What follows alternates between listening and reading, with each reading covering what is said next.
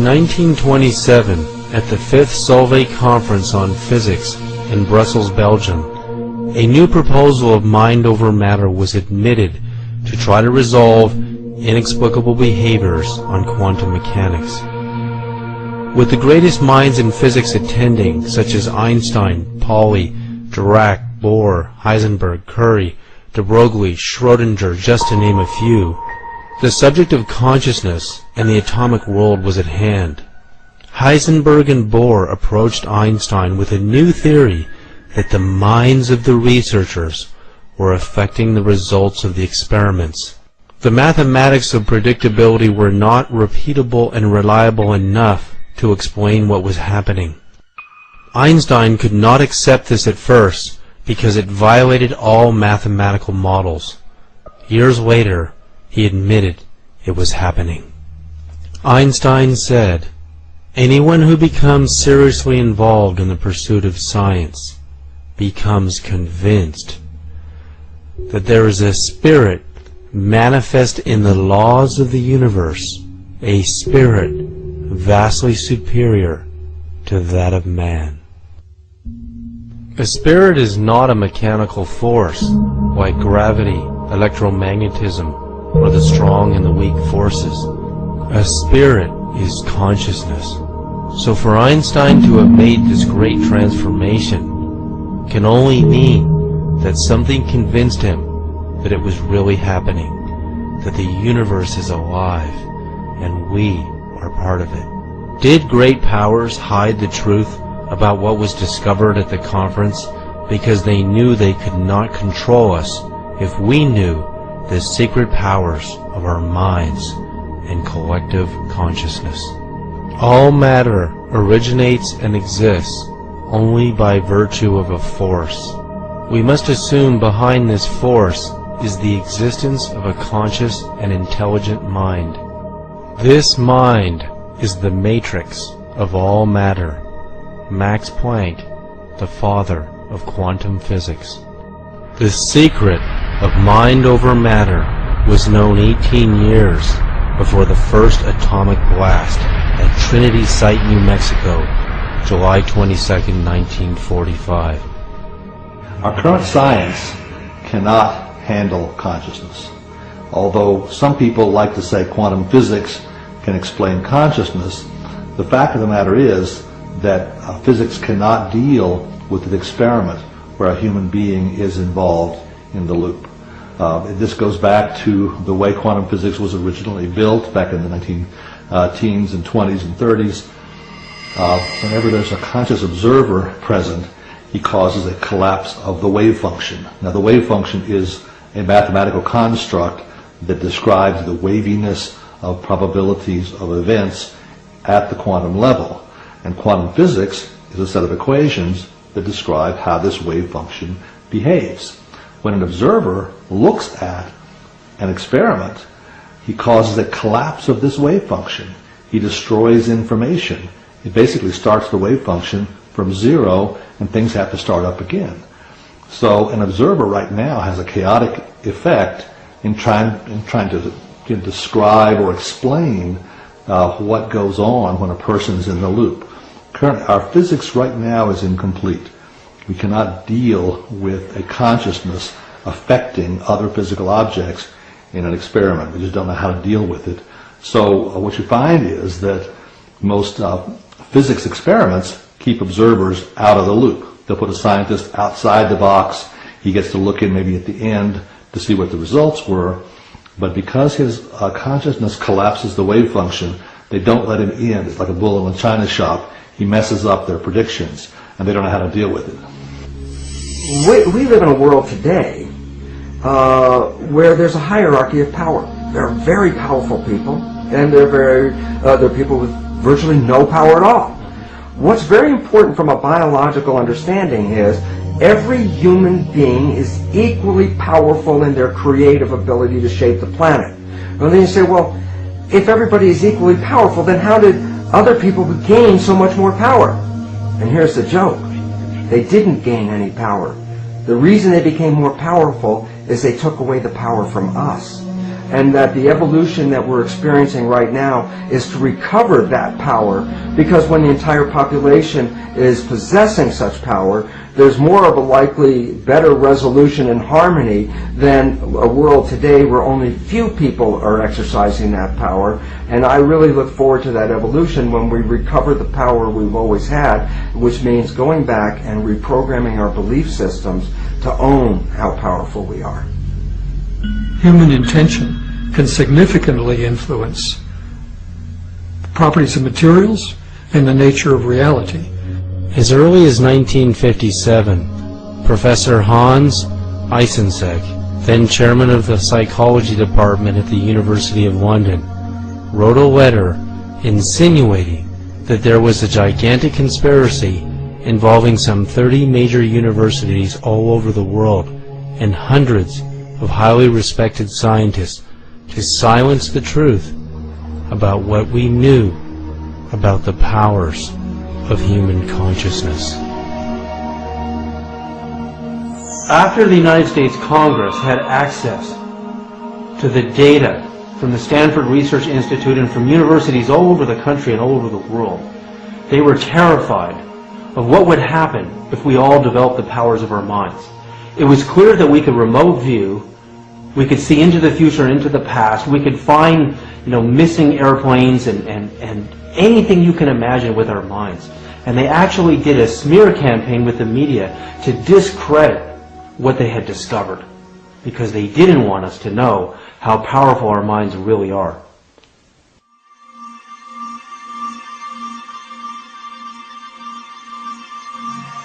What is the language of quantum communication? How does the universe communicate from subatomic particles, wavelets, superstrings, atoms, planets, to stars, galaxies, and all living beings? Is there a communicative symphony happening all the time that remains invisible to our current technology and awareness? What if we understood its secret?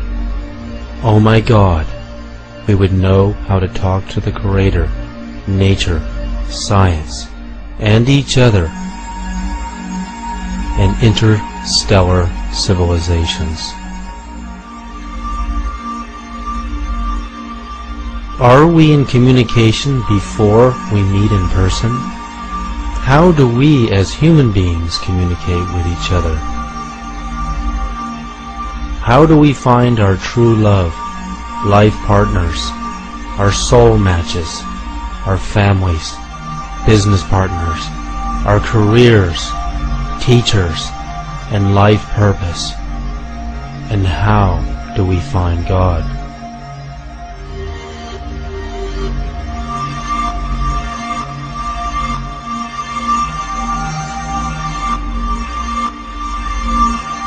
Hey, what's going on? I'm leaving you a message. I'm really starting to get worried that you haven't called me back. And I guess, you're not leaving me much of a choice. I'm going to go ahead and tell you what I've been needing to tell you via voicemail, even though it makes me very uncomfortable to do that. Yeah, heart disease, the body is not a separate entity, all its different parts just acting alone. There's a mind-body interaction that has a lot to do with the development of disease in general. I just wanted to let you know that I can barely live without you. I was paralyzed a couple of days ago, and I don't know, I've never really had the courage to tell you that you're the one for me and I can't live without you. Stress on the brain will cause output of energy into the body that affects all your organs. It seems that some people have the propensity to discharge brain stress into various parts of their body, and certain people channel their distress into usually one place.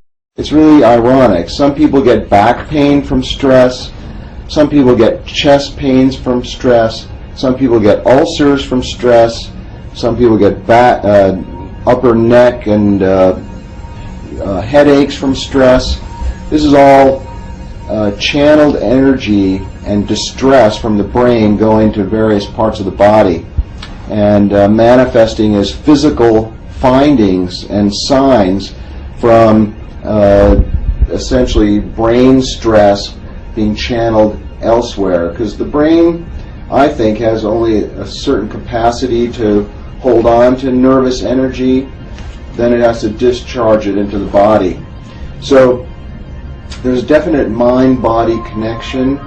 A lot of people channel their stress into their heart, and we know that stress and adrenaline that's produced by stress goes into the heart and can affect the heart in an adverse way that can create abnormal heart rhythms, spasm of the arteries of the heart, and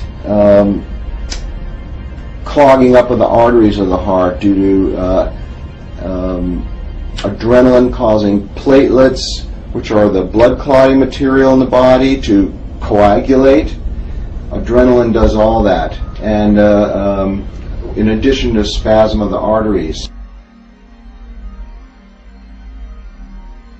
You see, the heart is an electrical organ. It produces by far the strongest source of bioelectricity in our body, up to 40 to 60 times stronger than the second most powerful source, which is the brain.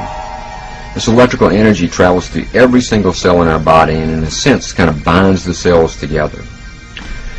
It's strong enough that it even can be detected outside the body, out into space, beyond the skin.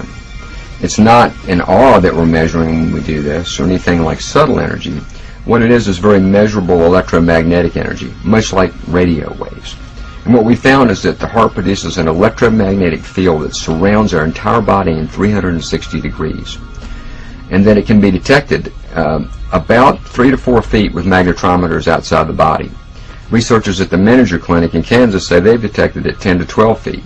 So regardless of how far it goes, what's interesting is that we produce this electromagnetic field that can be detected.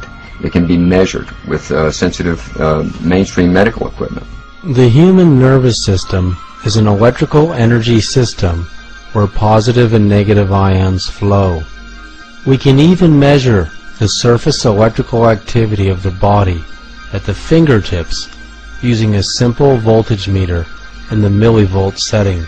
Most human beings have far less than 1 volt total, regardless of where we measure along the body. The numbers oscillate due to the numerous electrical pulses in our nervous system. Testing hundreds of individuals, our study has shown that everyone has different voltages at different moments in their lives. Children tend to test around 1/4 of a volt, while adults can range anywhere between 0.5 and 30/100ths of a volt. If we are less than a 1.5 volt battery, how can we broadcast a powerful energy signature? And how can we hear a message that is meant for us? The greatest mind control experiment the government ever did on us is tell us that our minds are not powerful. In the year 2009, I conducted hundreds of voltmeter tests on the human nervous system from age groups from, literally children to teenagers to middle years and to elderly years. I found that all human beings have different millivolt ranges in their nervous system.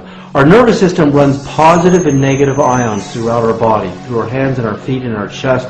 Our entire body is being energized by the central nervous system and the autonomic nervous system. People who have medical conditions such as severe depression or nervous system disorders such as MS have millivolt ranges that go between somewhere around 5 and maybe 9 millivolts. Now, to give you a comparison, the average person ranges between 50 or maybe even 30 and 100 millivolts. That's the average person in the average state of consciousness. A millivolt is 1/1000th of a volt. So our body is running between maybe 30 and 100 millivolts optimally. That's when we're really in our optimal range. If there was a way to raise the human body voltage, which is the electricity in our nervous system, to higher levels. That super athletes train to get their nervous systems up to 2 full volts per cell, which is 2,000 millivolts. What will happen to our consciousness? Will it be easier for us to project our thoughts to cooperatively affect our reality? Will it be easier for us to apply a stronger signal to the law of attraction? Think of a radio. You know, you're trying to listen to your favorite song on the radio, and you can barely hear it because your radio doesn't have enough power. Well, your body is like a radio transmitter receiver. If you don't have enough energy in your system and you're trying to send thoughts out into the universe to cooperatively affect your reality, to attract your soulmate, to attract a business idea, to become more creative, and you don't have enough power in your nervous system, the chances of you manifesting your reality the way you want it to be are going to be much lower. So you need to increase your energy levels first, which you can do by meditation, and you can also do by using, technologies like we're talking about here. Doing a simple experiment. When we get a weak signal on the radio and we place our hands on the antenna, the signal mysteriously improves.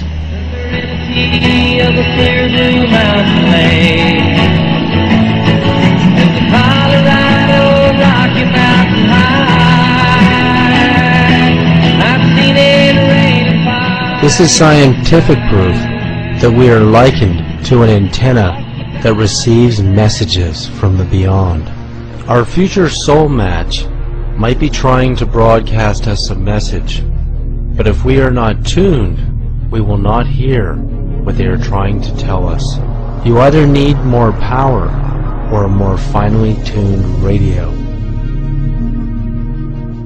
Did the ancient stone builders know the secret healing powers of spiritual vibration stone technology? Did they know that stones and crystals could hold memory? At the University of California at Stanford in 1993, scientists were able to store a movie of a hummingbird in 3 dimensions and a separate movie of the Mona Lisa painting inside of a crystal and get it to stay there.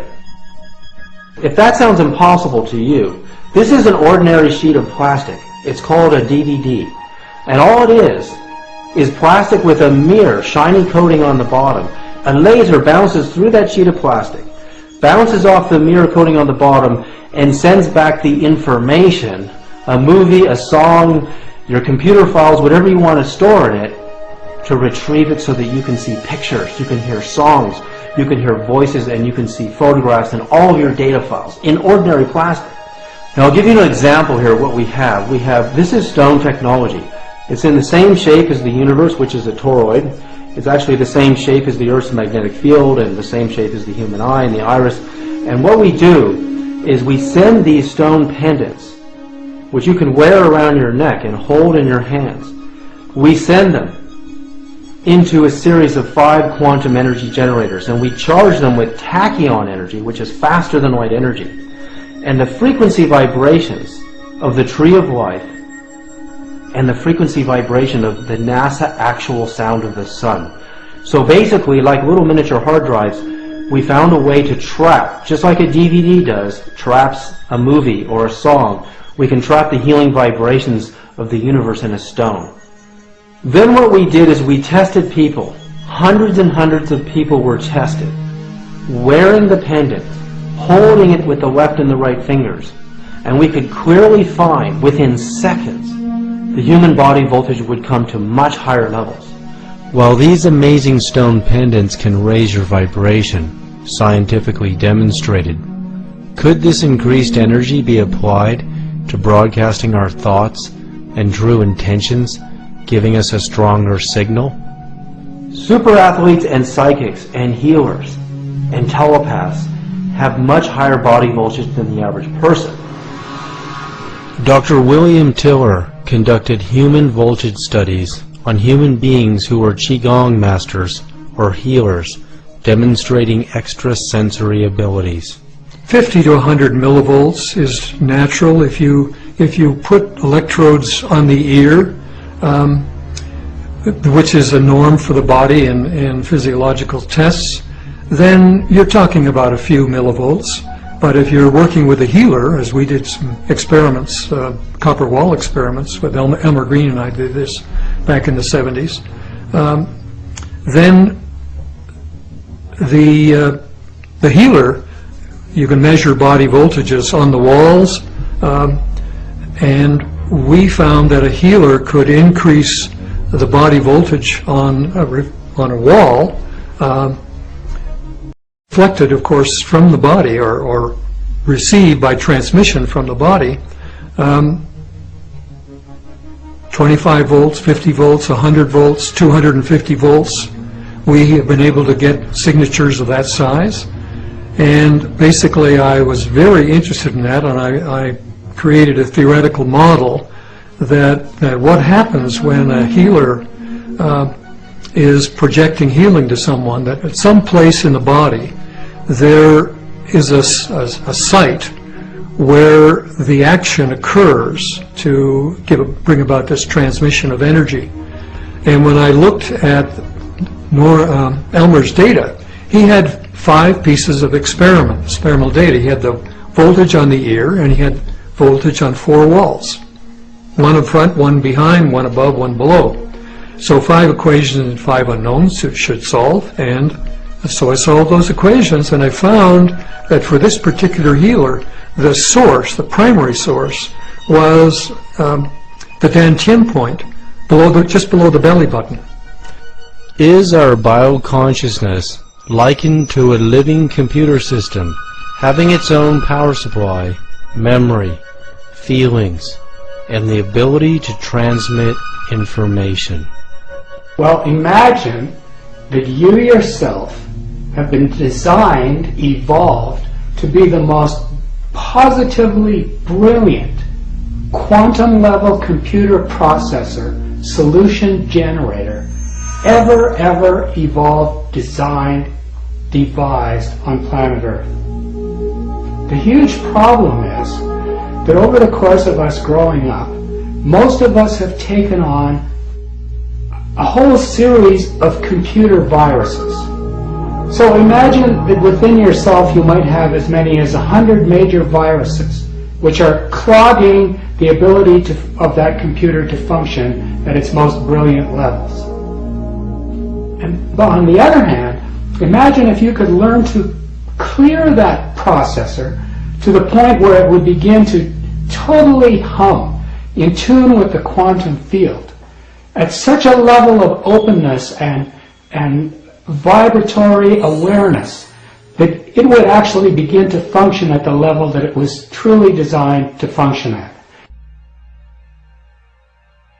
What we found is that the frequencies in that field, the electromagnetic energy and the frequencies that are in the radiation from the heart, actually change depending upon what we are feeling. Our emotional state influences changes in that electromagnetic signature. For instance, if we're feeling a strong negative emotion like anger or frustration, it creates what researchers call an incoherent spectra in that electromagnetic field. Lots of different frequencies fighting for power. The pattern looks very jagged and irregular, kind of like you'd see if you were looking at a pattern of an earthquake. And we see that kind of electromagnetic signature again when people are feeling these negative emotions. The good news is that we see a completely different kind of feel when people are feeling positive emotions. You know, really heart-based emotions, emotions that have long been metaphorically associated with heart. For instance, if we're feeling real genuine appreciation or sincere care or real compassion, what we see in that field is what's called a harmonic spectra. The frequencies are now working together. They create what's called a harmonic sequence. They're not fighting for power, they're supporting one another. And all of these changes occur because of what we do as human beings. The emotional qualities that we are bringing to life affect that field. Now you take that a step further. The field surrounds us in 360 degrees. We're broadcasting that energy, first of all, to our own bodies, but we're also sending it out into space. So in a sense, we are communicating our emotions through an electromagnetic field produced by the heart. So there's a lot more research to be done on this because now we've moved beyond biology into physics. Now we're into electromagnetic fields. How do these fields affect one another? How do they affect each other? These are all interesting questions that we have ongoing research to come up with definitive answers for. And I think it's just the beginning. I think that what we're measuring is some of the densest energy produced by the heart, and that there's another subtle energy component of heart that's far more powerful, far more interesting, and that radiates far beyond just a few feet. And all that will be discovered in the next few years. Of all the energy centers of the body, the heart center produces the strongest signal. With heart disease being the world's #1 cause of death, and the heart center being the main broadcast power center of the body, we have to nurture and respect it as if our lives depend on it. If we intend to send out a signal to attract a response, and our central power source is damaged, we will be sending out a weak signal. And the question is, do the magnetic laws of attraction hear a weak signal? Well, we are living at one location on the earth, and the people we want to meet may be in another. How can we communicate with our future soul matches through the field? Well, the most important thing is doing soul work, meaning putting your soul into the conscious field where your soulmate soul can find yours.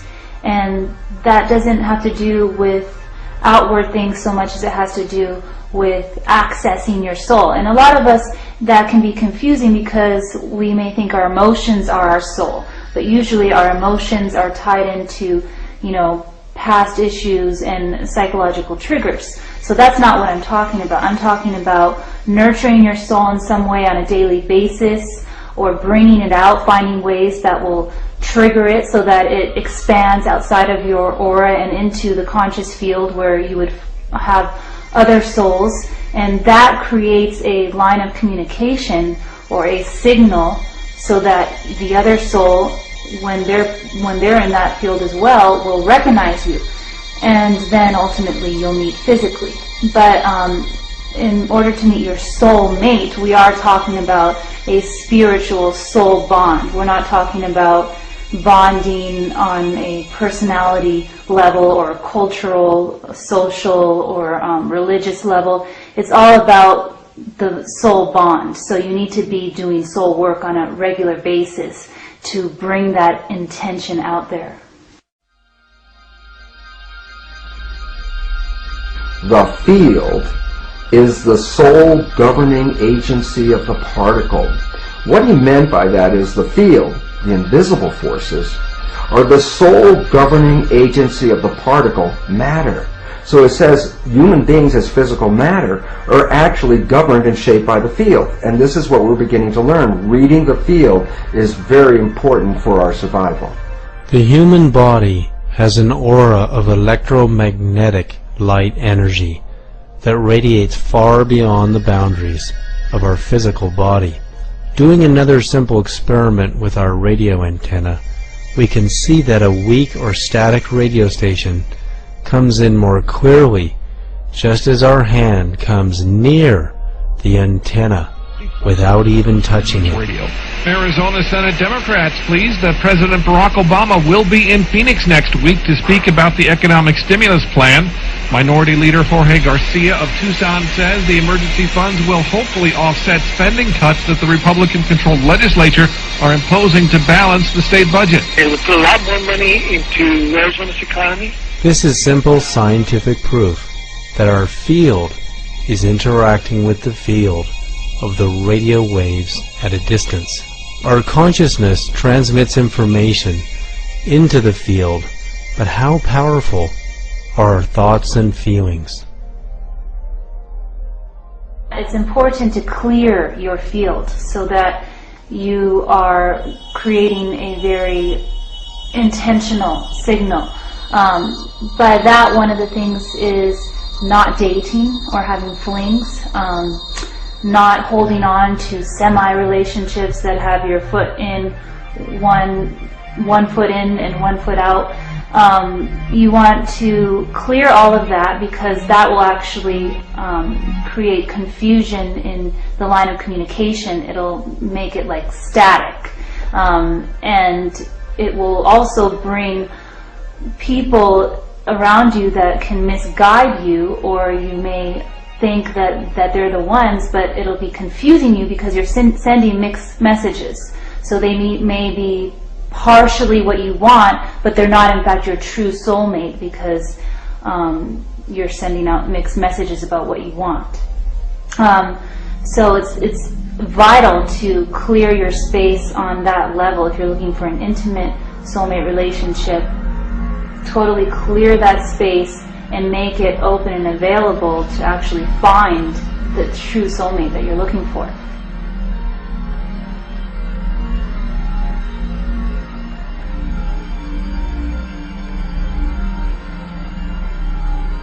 As all 7 of our body's energy centers send out living light waves of different frequencies and amplitudes, they are also sending out our personal information.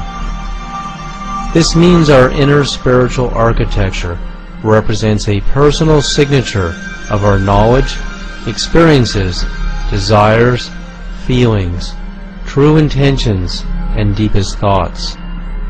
This signature will be met with a response, whether we are conscious of it or not. One of the ways to understand the mystery of attraction, the mystery of what pulls some people together, why one woman will turn a man on and that same woman will not turn another, why one man will just make a woman open up in feelings of love, and that same man will be nice to another woman, but she doesn't have those same feelings to her. There's an actual dynamic between the different energy centers in the body. If we look at the 7 basic energy centers, they're like circuits in the body. And we're not all, as individuals, we're not completely whole in that all those circuits are connecting all the time. For example, I just spend time with some people and suddenly I naturally feel smarter. I feel brighter. That's because their circuits are activating a part of my circuitry that makes the energy flow more completely. Often people go to a spiritual teacher and they'll put them on a pedestal because just in the presence of that person they feel so spiritually more awakened. One of the higher centers starts to open. Well, it's not that that person sitting there would have that effect on everyone, nor does that person necessarily have all their circuits together at all. It's just that they happen to have 1 or 2 circuits that are open that complete another person. In a similar way, it's like a man being turned on to a woman over here and another man not being turned on. This woman literally activates some circuitry inside of this man that completes his energy center, so now energy is flowing to the sexual center. There's always been known in the past the muse. The muse would inspire the writer. If he didn't have the muse, that little circuitry that allows him to express what's inside of him simply couldn't be connected. So that's what the muse does. So in a variety of situations, our relationships activate certain circuits inside of ourselves that connect up the different energy centers. Generally, when we find someone that we're in love with, someone that we want to share our life with, that's what we often call a soulmate. And that's someone who activates the circuits in our heart. They activate us to the eternalness of love. And so when we interact with this person and we're open, not when we're shut down, but when we're open, we feel this part of us that can love them forever and wants to love them forever. And that's what we often define as a soulmate. They may not be the one that opens our mind or opens our sense of creativity or gives us confidence. They're going to be the one that opens our heart. It could be they can open 3 levels or 2 levels or all 7 levels. And that's the uniqueness of every relationship. Never look for perfection in a person, but to know that the perfect relationship for us is someone who stimulates in us, when we're feeling centered, they stimulate within us a feeling, a knowing that this is a person I'd like to share my life with. In their presence, I become a better person. The people we meet and the spiritual experiences we attract by coincidences may not actually be coincidences. They may be the results of our personal broadcasting. So when you want to make contact with your soulmate in the conscious field before actually meeting them in person, it's when you're actually doing your soul work on a daily basis that you want to put those intentions and feelings into the field. What I mean is, like during meditation or prayer, you want to put the feeling tone of wanting to meet your soulmate into that space. Or if you're writing about your inner emotions and desires, you want to put that feeling tone there. Or if you're, just nurturing yourself, put the feeling tone of having a soulmate relationship in that space, in that soul work space, which will go into the conscious field. What you don't want to do is put preconceived ideas into that space about what your soulmate looks like, who they are, all those things, you know, it has to do with control. And when you're really ready for your soulmate, you're ready to let go of your control, because a soulmate is in fact a soul bond. It doesn't have to do with all those outward, you know, conditions or ideas. It has mostly to do with that soul connection. So that's why I say you put the feeling tone in that special space more than anything. As human beings, each one of us is characterized by our own vibrational frequency, which is a reflection of the proteins in creating our biology. The significance is that as individuals with individual frequencies, there are some people whose frequencies are more complementary or more matching than other individuals whose frequencies are quite different. The relevance to this is that matching frequencies or complementary frequencies interact with each other and actually, in the terms of physics, interfere with each other. And as two very closely related frequencies come together, their interference patterns result in an enhancement of the field itself, a powering of that field. So this is called constructive interference, and allows two individuals that are closely related to communicate across this field. The most characteristic and easily understood communication is that usually occurs between a mother and her child, which are of course very much connected to each other. And in fact, the child has cells from the mother in it because of the developmental processes that occur during fetal development. And more importantly, the mother has stem cells from her child in her body as a result of fetal development as well. So that both the mother and the child are actually sharing cells with the same receptor frequencies on them. And as a result, and this is very interesting because mothers will report this, that they will know if something is wrong with their child no matter where their child is on the planet. That this is a very, very common experience, that if a child is hurt, a mother will know this even if she's on the other side of the planet. This is just a demonstration of the fact that the communication between individuals can be picked up through this vibrational field, and specifically through the receptors of identity on the surfaces of our cells. Well, the significance of that is it doesn't have to be your own child. It's people that you actually complement with out in the field can communicate across these distances. And very interestingly enough, when people come together as couples and are together long enough, they can actually begin to use this field as communication mechanism without even using words. So it's very funny sometimes to hear a couple that has been together for a very long time communicate with each other with totally incomplete sentences, with no subjects or verbs, and yet both of them understanding the communication while an outside party has no idea what they're talking about. And that is because we have two levels of communication, the field and via the particle, via the body. So it's interesting that we're now beginning to recognize the fields in effect, and this is very, very critical for both our communal organization as well as our own physiological expression, to recognize the power of the vibrations and how they can influence our own biology. Brain waves are indicative of consciousness, and consciousness can travel as a wave. These waves can be reduced to numerical values of wave particles, amplitudes, frequencies, spin, codes, and information. Professional numerologists study these numbers and codes. They study the numerical values of the position of the stars and the planets at the time and date of our birth location, and our name. Is it possible for advanced numerology to determine our relationships and possible future outcomes? Numbers have harmonic and disharmonic relationships, just like music does. So you can listen to certain music and you know, my gosh, I don't like it, it jars me, there's too much disharmony. And the same goes for numbers. So let's say somebody has a prevalent amount of 3s, 6s, and 9s in his or her blueprint, and they meet somebody with a lot of 4s and 8s. They're not going to get along as readily as with somebody who also has the creative 3, 6, and 9s in their blueprint. So you can see, and in the same way, there are certain numbers that are magnetically attracted to each other. Those are the numbers 4 and 8. So they have almost a fateful relationship to each other. So it gets quite complex as we look at the song and the numbers song of each person, and you actually create two blueprints, put them together, just like a musical, you take two melodies or harmonies and you put them together, and what does it create? Does it create something jarring or not? And certainly with people, we can see how their numbers will either work well together, be compatible, or be completely harmonious, just because numbers are a resonance. They describe something that is key to who you are. Your soul energy is a unique signal that is broadcast into a field where your soulmate's soul energy is being broadcast as well. So that is where your souls are bonded when you have a soulmate, and that's where you're already having a relationship with your soulmate, whether you're aware of it or not.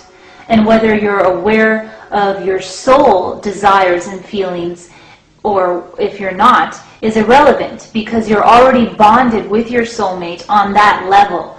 And the goal is to become aware of yourself on that level so that you can broadcast your soul into the conscious field where your soulmate can do the same, and that will trigger and speed up the process of finding your soulmate in a physical plane, so that you actually are meeting them and are able to have a relationship on a day-to-day basis.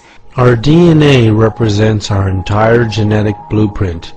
It is here that everything about us is represented by letters in the DNA matrix code language.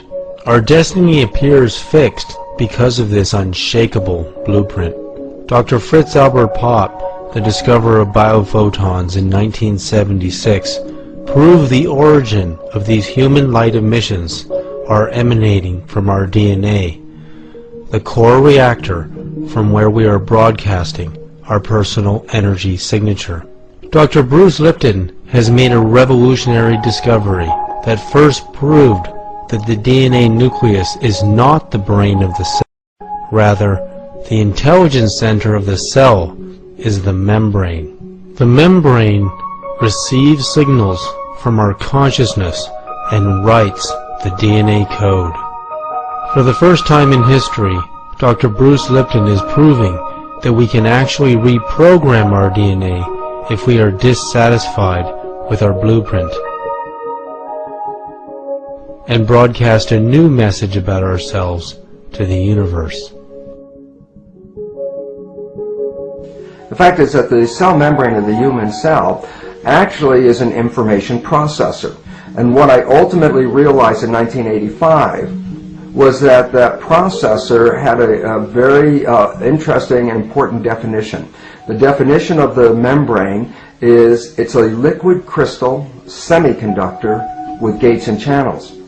When I recognized this biochemical description in 1985, I was very much amused by it, because I said I've heard that exact same definition somewhere else, and actually had to go search for where I heard it or found it. And what I saw was I read it in a book called Understanding Your Microprocessor, a simpleton book about how to use a computer. Basically, the definition, liquid crystal semiconductor with gates and channels, is the exact same definition of a computer chip. What this all led to was a very simple and yet very profound understanding. The cell is an information processor because the membrane reads the environment and adjusts the biology. The nucleus of the cell with its genes represents a hard disk, and the genes are programs. Our old belief system is that the nucleus and its programs were read-only memory, so that whatever the genes are, that would be our fate. However, the new insights offered revealed that the nucleus of the cell was not read-only, it was actually read-write. So basically, the cell was a programmable device. You'd put it into an environment, it would read the environment, and then adjust the expression of the genes to match the needs of that environment. So taking genetically identical cells and putting one set into a culture with certain environmental conditions caused the cell to program itself as a muscle cell, and a genetically identical cell put in yet another environment, reading the constituents of that environment would lead to the expression of a bone cell. So basically, the cells are programmable in response to environmental information. And one last piece, just to tie it together for all of us to understand, is that if you put a culture dish of cells into an adverse environment, then what would happen is that those cells would actually get sick and start to die. And if you take that very same culture dish and move it into a healthy environment, the same cells would immediately recover and start to proliferate, and the cultures will flourish.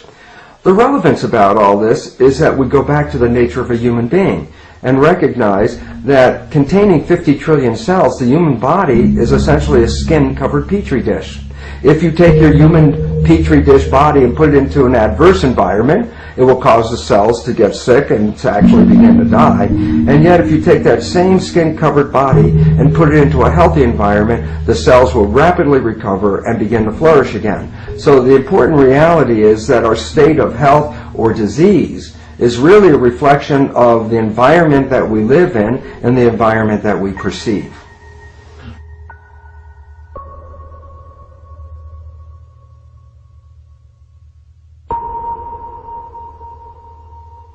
He's like, don't trust me. He goes, I will torment you. And I swear to God, that's what ended up happening. I've been tormented by this relationship.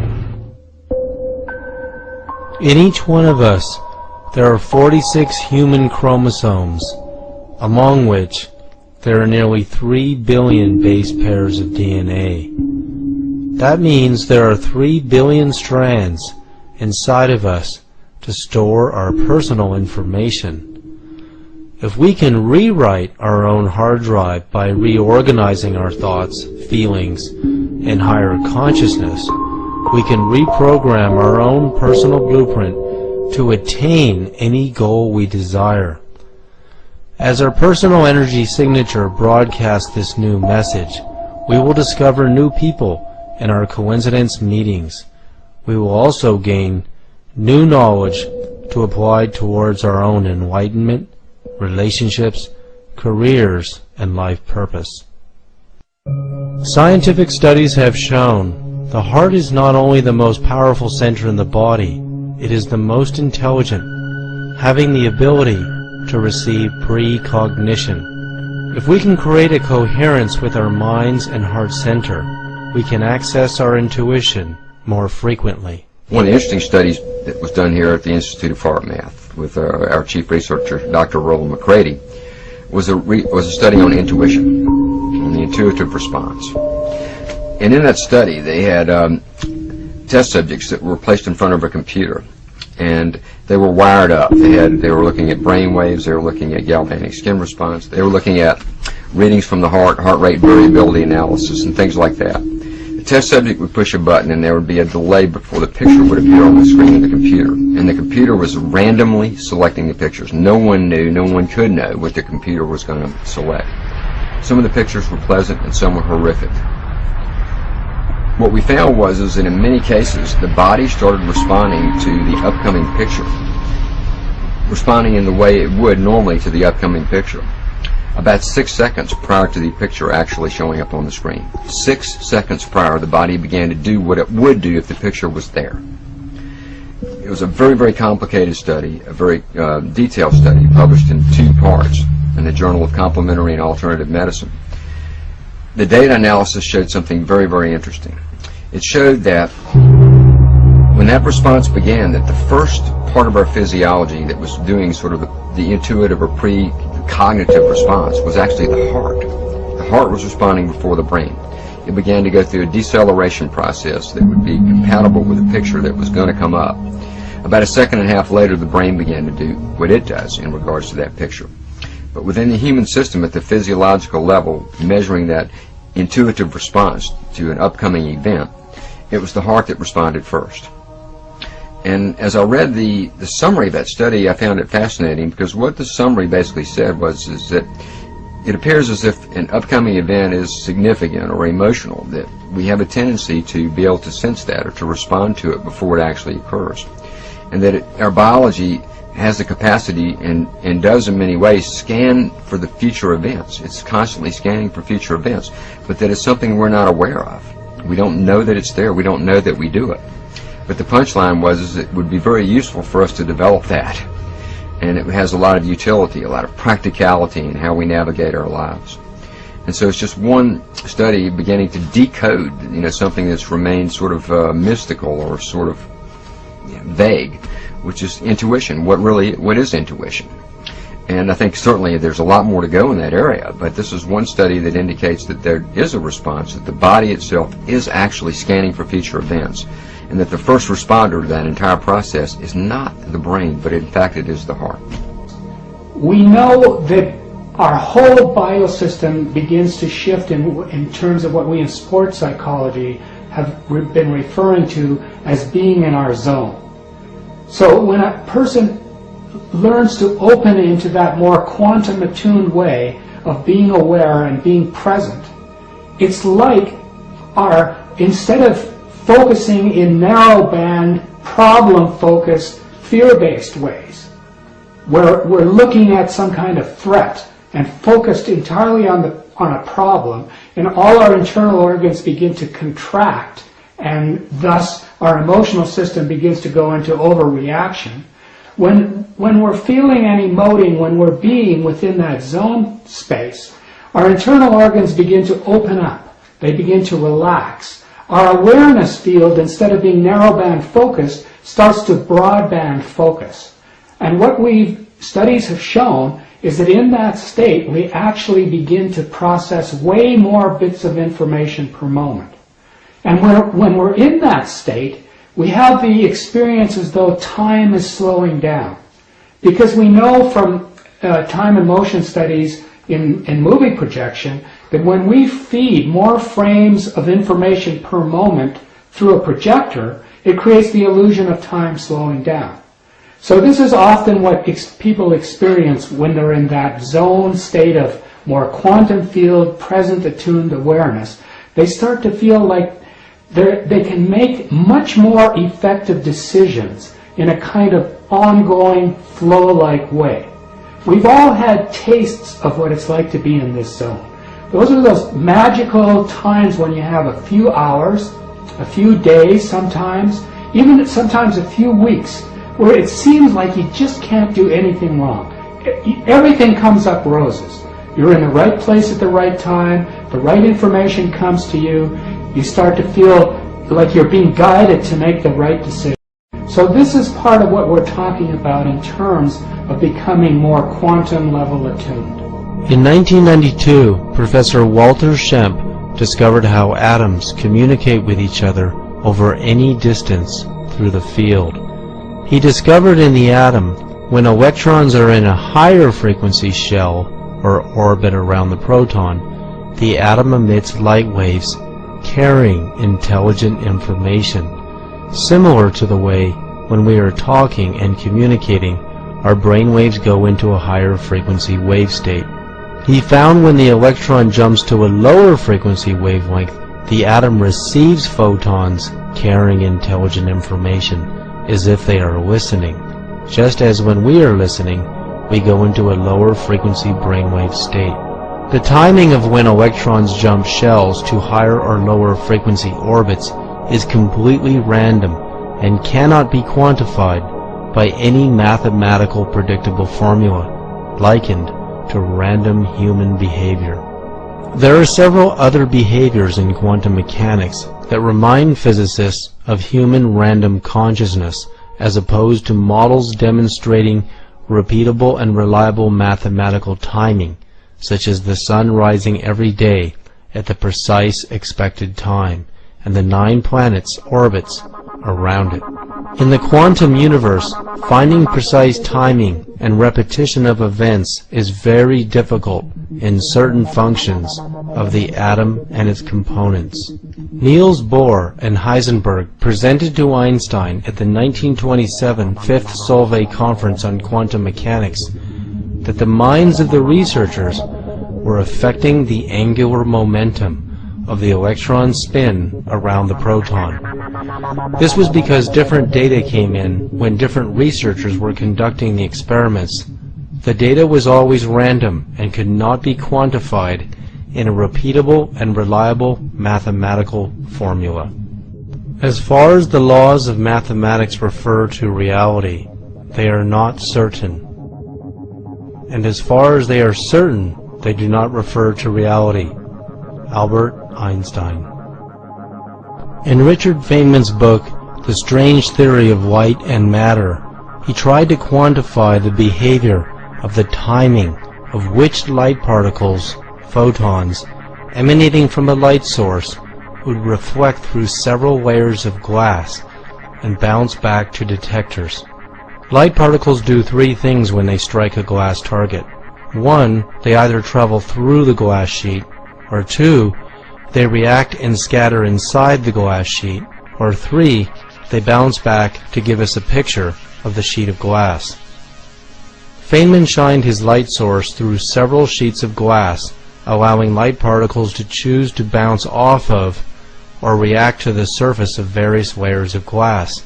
He wanted to see if there was a quantifiable formula for which photons would bounce back and which ones would travel through the glass or penetrate deeper and bounce off another sheet of glass, or scatter and react inside of it, or deeper yet, travel through all the sheets of glass.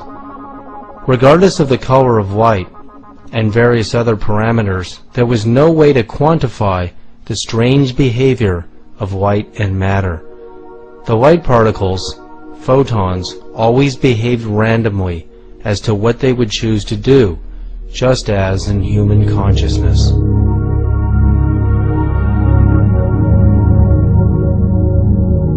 Could human intention be so powerful that it could tell particles of light, photons, to penetrate through several layers of glass and even solid barriers? PhD psychologist Stanislav Ojak has demonstrated his power of intention over the film plane of a camera. His intention is so powerful, he found he can cause a photograph to appear while the lens cap on the camera is blocking the lens and the film plane from receiving light. He has done this hundreds of times.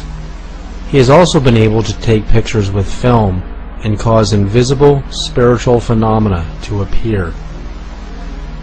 His film and photographs were analyzed by Kodak Film Laboratories to be authentic and not caused by double exposures or trick photography. Several abnormalities that began to occur in the photographs. People became transparent or they disappeared, light aberrations, and then entities which appear to be human-like in some form, but not as we would say it was definitely humanoid. And these aberrations went on. So over a period of about 4 years, it's 74 to, it's longer than that, 74 to 1981, accumulated over 5,000 photographs with a 22% anomalous factor in regards to that. As Stanislav Ojak took mystical photographs of the 1972 Seals and Crofts concert, a large luminous face appears overlooking the band on stage with Cher. Then what appeared to be a band of divine beings of light pointing and perhaps even dancing to their music gazed into our world without us ever even knowing it. Could beings of light and even angels have listened to the spiritual music of Seals, Croft, and Cher? Could such beings have even inspired their music to be born? He took pictures with the lens cap on the camera, so that the radiations that eventually were registered on the film went right through the lens cap, and the lens cap will block electromagnetic radiations. So it definitely was different radiations than electromagnetism, and that's why I've called these things subtle energies. They're doesn't mean they're weak, it means they're subtle in the sense that they're very different from the energies associated with the four fundamental forces that we know from orthodox science. Dr. Claude Swanson's synchronized universe model may help explain how we can see into the invisible dimensions of the universe and explain visions and apparitions, and how we can interact with those dimensions, but more importantly, to prove that they are part of our reality. I developed what I call the synchronized universe model as a way of trying to expand current physics to account for a lot of these psychic phenomena, paranormal phenomena. Besides the types of things we've been talking about, which involve communication psychically and affecting things at a distance, you also have other abilities that the yogis have demonstrated, that certain adepts in China, the Qigong masters, have demonstrated, things like walking through walls, levitation, teleportation, things that in the West we laugh at and we call them science fiction, and yet there are people who have demonstrated reliable abilities to produce these effects. So our science needs to be able to account for how this is possible.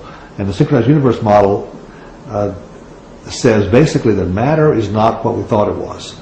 They're not like little billiard balls or even little quantum points moving around, that when we say there's a particle at some place, it's a solid matter, what that really involves is an energy exchange between that charge or that particle and all the other particles in the universe. That things are moving very rapidly on a very small scale. This is a scale smaller than the size of the electron, down to more like the Planck scale, which is the basic smallest scale that physics tries to describe. At that scale, there's a synchronization that has to happen, that particles only see each other when their velocities are lined up with each other. In other words, at a very small scale, all the particles are moving very rapidly at the speed of light. So in this system, at a very small scale, and this is part of what we have special relativity, part of our current physics, at very high speeds, a particle only can kind of look in the direction that it's traveling. So if it emits a photon, it has to be in the direction that it's traveling at that instant. Off in the distance would be some other particle. If they're going to interact mutually back and forth, that particle also has to have a velocity lined up with the first one. So the primary interactions at this very small scale would involve particles with velocities that are aligned at that moment of interaction. A moment later, their velocities have changed because they received an impulse from one another. And what this leads to is the only stable solution of this system is when the particles end up being synchronized with each other. The ones that interact consistently on the average over time are the ones that take on little orbits at very small scale, down to Planck level, which are synchronized. You could have many, many other systems of particles that have some other synchronization, either a different frequency of oscillation or a different phase, so they're in some other part of their orbit, so they're looking in a different direction. Those particles would not, on the average, see the first set of particles. So they would be invisible to us, or we might see them occasionally as quantum noise, and that may well be the origin of quantum noise. So you end up with a system which you can think of like a stack of sheets of paper, and one sheet of paper is like our physical universe. The particles on that sheet of paper are the ones that are synchronized with each other. We call that physical reality. That's what our current physics tries to explain. That's where our laws are applicable. But you could have many, many other sheets of paper with these other parallel systems that are synchronized a little bit differently. Now, what raising the gauge and paranormal phenomena and torsion and these other forces that I've been talking about, what they do is they shift our little sheet of paper. So now we start to move down and dip down and interact with other parallel systems. And that's what happens when you can start now to, instead of being limited to a four-dimensional reality, your dimensionality now can be 5, 6, or 7 dimensions as you interact with other parallel systems. When that happens, strange things become possible that were not possible before. According to the synchronized universe model, when our own frequency synchronizes with a parallel universe or dimension, it allows us to perceive it in the form of a vision, powers of levitation, miracles, knowledge, enlightenment, and even healing. Our bodies are made of atoms and subatomic particles. 99.9% of our body weight is comprised of protons and neutrons, which are then made of hexagons of 6 quarks, each made of dual pairs. Among the quarks are the mysterious strange and anti-strange quark. They are called strange because they have the ability to randomly just disappear from the core of the atom and then strangely reappear. There is no mathematical model to quantify the timing of when and why they will do this. Is there a connection to the behavior of the strange quark and human consciousness? Knowing that we are also made of a significant percentage of strange quarks, that portion of us is dematerializing and rematerializing at random all of the time. No one has been able to determine where the strange quarks travel to, other than the fact that they disappear into other dimensions and reappear. Do they travel to other dimensions to gain information or to communicate at a distance? This behavior demonstrates that part of our consciousness does travel into other dimensions. Can this help explain communication at a distance and mental telepathy? In the 1970s, President Carter, the CIA, and the Air Force used 2 psychics trained in remote viewing to locate a lost Russian Tu-22 bomber, which no other forces could find. The remote viewers gave blind latitude-longitude coordinates that led Air Force officials to point their satellite cameras deep into the jungles of Africa, precisely where the Russian Tu-22 had crashed. The significance of the case where Carter talks about how remote viewers were used to find the missing bomber that had gone down in the jungle shows that remote viewing can be very accurate and can be useful. That his comments about the case were a little bit of an oversimplification. There was more than one remote viewer actually involved. They do it several times to check one another. But the fact is that remote viewing, number one, can be very accurate, and number two, was really used for important cases over an extended period of time. And even though they claim that it's finished and there's no more remote viewing going on, that's what they said before they admitted that this program was there too. So you can make your own conclusions about that. The point is that consciousness really can be used to give us information that might otherwise be unobtainable. Later, in 1979, Congressman Charles Rose, then chairman of the House Subcommittee on Intelligence Evaluation, reviewed the U.S. government's secret psychic spy program. He then warned that if the Russians had this ability and we didn't pursue it further, we would be in serious trouble. Well, there's certainly plenty of evidence that the out-of-body programs were going on, the remote viewing programs were going on. What has been made public is the 20-year remote viewing program that was started by the CIA in the 70s that physicist Hal Puthoff and a couple other people started, and they found out from their early experiments they could go into laboratories in Russia. One of the first laboratories was at Semipalatinsk, which the CIA at that time had been unable to look into. They saw a building, large structures, a lot of activity, but they could not tell what it was being used for. And so one of the first successes that started the program was when a man named Pat Price remote viewed the inside of the facility. He saw overhead cranes. He saw overhead cranes moving along overhead outside of the building that had railroad tracks on each side of the building. He saw these huge steel spheres that were being cut with special types of welding techniques. They were foot-thick steel sections of spheres. We had no way of, at that time, of welding such large structures, but they developed a technique to do so. And by using his remote viewing ability, he figured out that these were going to become large underground spheres to capture the energy from explosions and then use that energy to make a beam weapon. This was part of the Russian beam weapon program. And of course, in the 80s, Ronald Reagan started the Star Wars program in an effort to counteract some of this technology. But the first inkling we had that the Russians were involved in this was Pat Price's remote viewing back in 1974 or 75.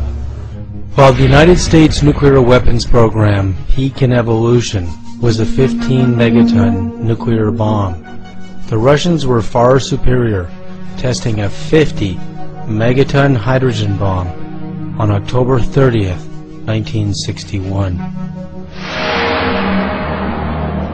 Was Russian psychic espionage into the United States secret weapons program instrumental in allowing them to gain the advantage? Today, with the Cold War at its end, Russian psychic research is used for mostly peaceful means. Konstantin Korotkov is a professor of physics at St. Petersburg Tech University in Russia. He is the inventor of the world's first camera that can see deep into the human aura's energy field and information band. It is called the GDV. The computer software reads the data the GDV provides on an individual's auric field.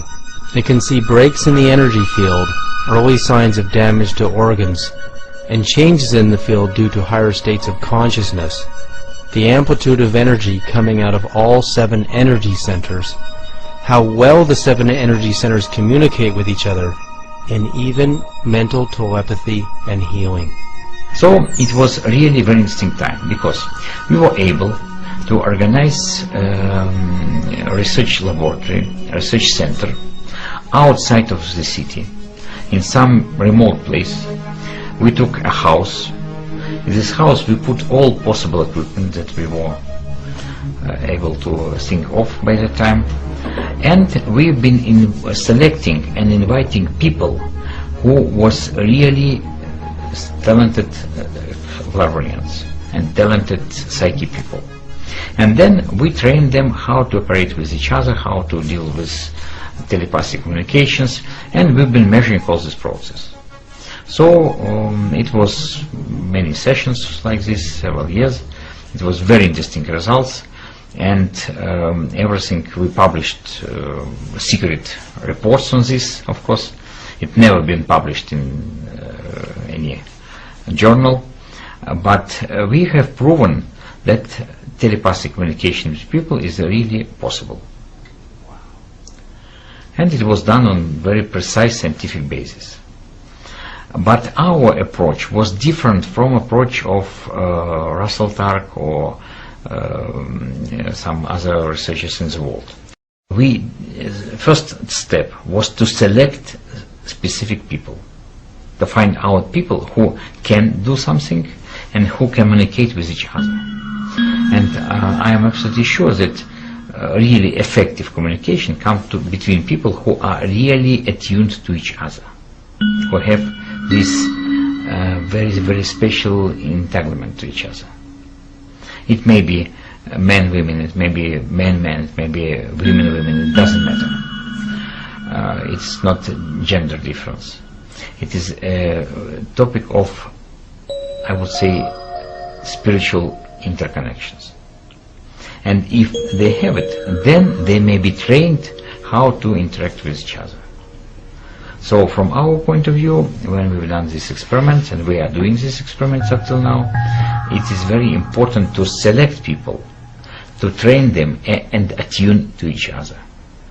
Then it may be effective communication. Do we receive messages from others without even knowing it?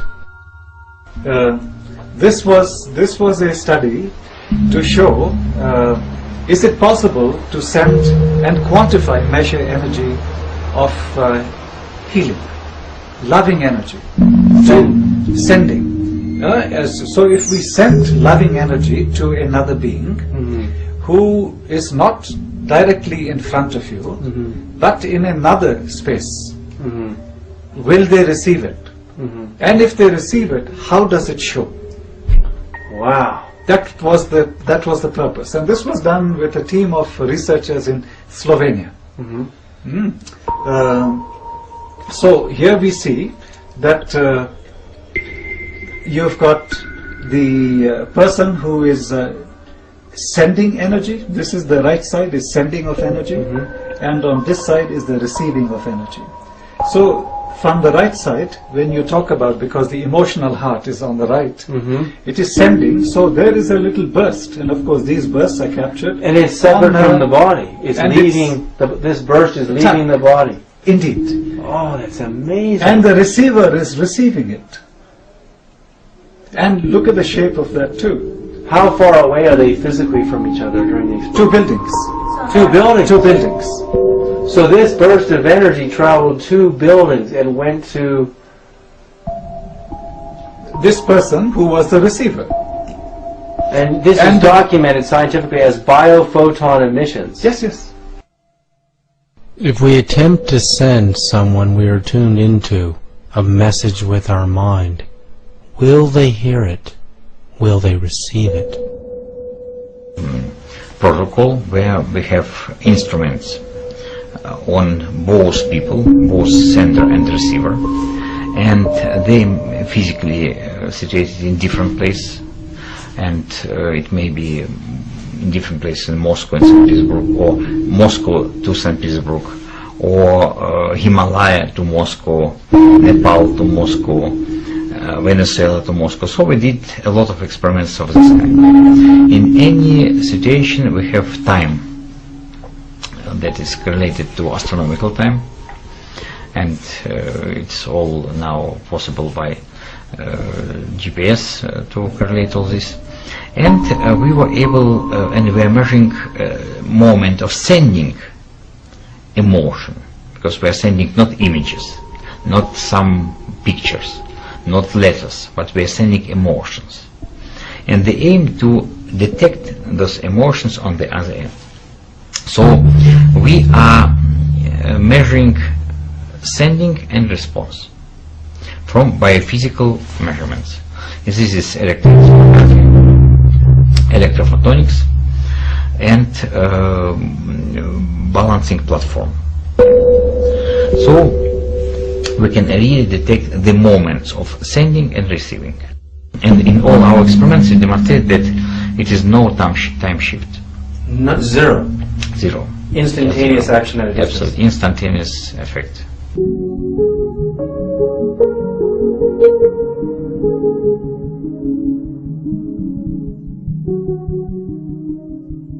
As new science builds a strong case for mental telepathy that is faster than the speed of light, how will this instantaneous communication at a distance change our views and knowledge about how powerful each and every one of us really is?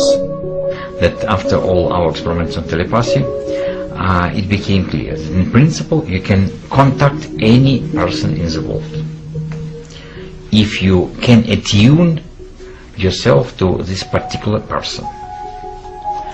And of course it needs some training, it needs some imagination, you should be trained how to do this, but in principle it's not very difficult.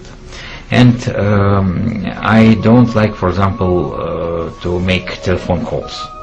For me it's boring to press buttons and it's busy line, then again, and it's again busy. So when I need to contact someone, I just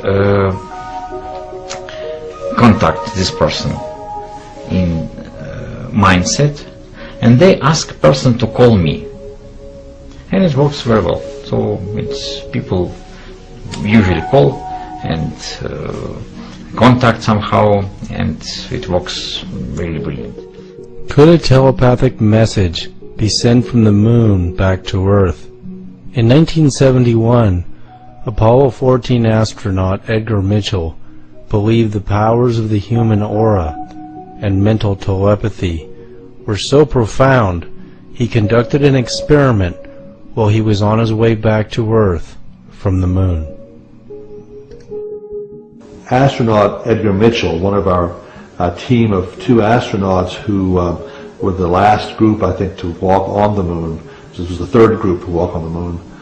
On his way back, decided to do a psychic communication experiment.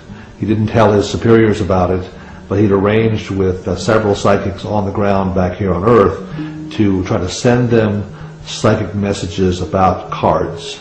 There's a set of cards called the Zener cards, which have patterns on them, and during several intervals on the way back from the moon, he was 200,000 miles or more from the Earth at some of those times, he would send these signals back to psychics on the Earth. When he got back, he compared what he was sending with what they picked up, and the answers that they had received were accurate enough, they were well above chance, and they were showing that ESP was working even over those large distances.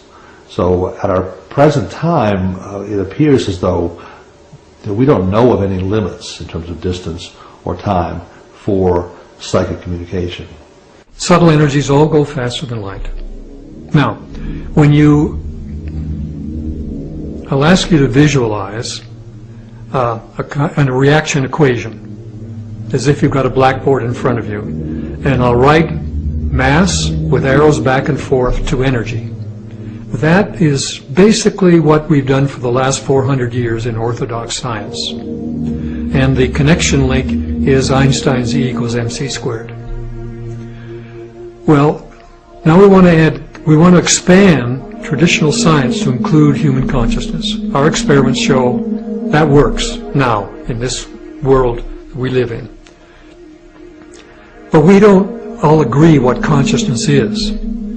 So let's not ask what consciousness is, let's ask what consciousness does. Astronaut Edgar Mitchell found that consciousness has a better quality signal in space. Scientific studies seem to confirm that consciousness travels instantaneously over any distance. At least it appears that way over the known Earth to Sun maximum distances measured thus far. Dr. William Tiller calculates that due to the fact that consciousness cannot be blocked by any barrier, including lead and mountains of rock, which are capable of blocking the highest frequency gamma rays, consciousness must be of a higher frequency than the gamma ray spectrum to allow it to penetrate these barriers. Also, in order for consciousness to appear to travel instantaneously over Earth to Sun distances, it would have to at least travel at the speed of light squared, which is 34.7 billion miles per second. Oh, the theory is that they all travel faster than the velocity of light, and that's why they're non-observable. And the magneto-electric energy, its top velocity, from my theory, is that it's c squared. So it goes from c to c squared. Dr. Tiller's new model of consciousness has multi-dimensions. It starts with the second chakra being capable of sending consciousness as coherent information at a frequency beyond the gamma ray spectrum in the magneto-electric spectrum, with wavelengths so tiny and frequencies so high they could penetrate any subatomic barrier. This level of consciousness can send coherent information at the speed of light squared, or 34.7 billion miles per second. Since the Sun is approximately 93 million miles from Earth, consciousness would appear to travel from the Sun to the Earth in a tiny fraction of a second, 1/373rd. Whereas if you go to the next level, the emotion domain level, it's sort of c squared to c cubed. Dr. Tiller's second level of consciousness, emanating from the heart center, allows coherent information to travel at the speed of light cubed, or 64.64 quadrillion miles per second. This is a level of cosmic proportions. As the speed of light travels 5.87 trillion miles per year, and the Pleiades star system is 440 light-years away from Earth, or 2.58 quadrillion miles, it would take ordinary light, or radio messages, 440 years to get there. But consciousness, at this level of realization, traveling 64.64 quadrillion miles per second, could travel the 2.58 quadrillion miles to the Pleiades star system in 1/4 of a second. If you go to the mind level, it's c cubed to c to the fourth. Dr. Tiller's next level of consciousness, emanating from the crown chakra and higher, allows coherent information to travel to the Andromeda Galaxy, 2.5 million light-years from Earth, in a fraction of a second. At this level of realization, we attain ultra-cosmic consciousness. This means, at these higher levels of realization, we can create a dialogue with other galaxies. The answer to how we can attain coherency, total perfect harmonic consciousness in each of our energy centers, is inside of our biology. Very interesting fact in biology is that no two human beings are the same. And I can say that from a biological expression in regard to a simple observation. If you take cells or organs out of your body and put them into anybody else's body, those cells and organs will be rejected by that individual because our immune system will recognize it as not self. So basically it says each one of us has a self. And what was very interesting in understanding the nature of the cell's nervous system, the relationship of the membrane to the cell, was that on the surface of our cells are groups of antennas or receptors. A group of them are specifically studied by medicine are referred to as self-receptors. And to me that's a very profound title for these particular receptors, self-receptors, receivers of self. So why this is relevant is that these receptors that receive an identity are on the outer surface of the cell. The relevance to that is that whatever the self signal is, it is out in the environment and picked up by these receptors. Significance to my perception in this is that our identities are not within our biology. Our identities are part of a field, and that our biology downloads this information from the field. So the significance is that when we talk about our personal identity, we can talk about that identity isolated and localized with our physical body. But we could also talk about the same information or identity that is present in the field. So for example, Cleve Baxter did some wonderful experiments where he took cells from an individual, put them in a culture dish, and separated those cells from that individual by a distance of 40 or more miles. And what he had was an experiment where he put electrical devices to read the electrical activity of the cells in the culture dish. At the same time, he was reading the electrical activity, for example, the EEG activity of the donor of those cells who was 40 miles away. What he recognized is that if the individual had an emotional experience at that moment, the individual cells would also have an identical kind of activity occur instantaneously at the same time, even though they were 40 miles away. The relevance about this is really very supportive of the fact that the identity is not localized within the body. The identity is part of the field and spread all over the surface of the planet. Significance is this, is that then two people have two physical bodies and they can interact, but they also have two environmental identifications, meaning some kind of energy in the field that is unique to them. Since the field is all entangled and integrated with each other all over the world, that means people are never really separated from each other by physical distances in regard to their personal identity, even though their bodies may be separated. So basically, the nature of people communicating with each other is to recognize that individual identities as vibrational frequencies in a field can interact with each other, especially if there's something called harmonic resonance, meaning the two frequencies share wavelengths together so that when they come together they vibrate together. And this is how people can actually feel other people that are closely related to them, because they can pick up the vibration of the other individual in that there's a complementarity between them and the person they're communicating with. So the significance is we have an opportunity to interact on a non-physical plane through the identity that is in the field. And this is very important because it is not localized to space or time, that people can communicate over vast differences on this planet at exactly the same moment of time.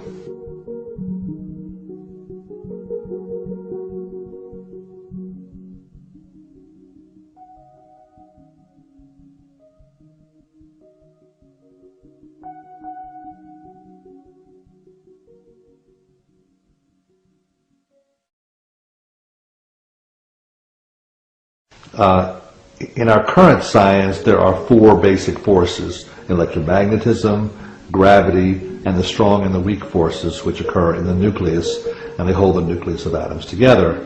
And in our physics research, we've been learning how to unify these forces to some extent, and there's now a standard model that has a way of putting together three of them to some extent. But in current physics, there's an attitude that this pretty much explains everything you need to know in the universe. Unfortunately, that idea is based on the fact that our knowledge of physics comes from high-energy particle experiments. Scientists take elementary particles and bang them together at high speed, and they watch what happens, and they say, well, that's the universe, okay? That's what we have to explain. And our current model does a pretty good job of explaining that. What they've overlooked are a lot of other phenomena that they don't tend to study. And if you take the example I mentioned of ESP or psychic connections, that's one area which says that there are forces and ways of interacting that can't be explained by that four-force model.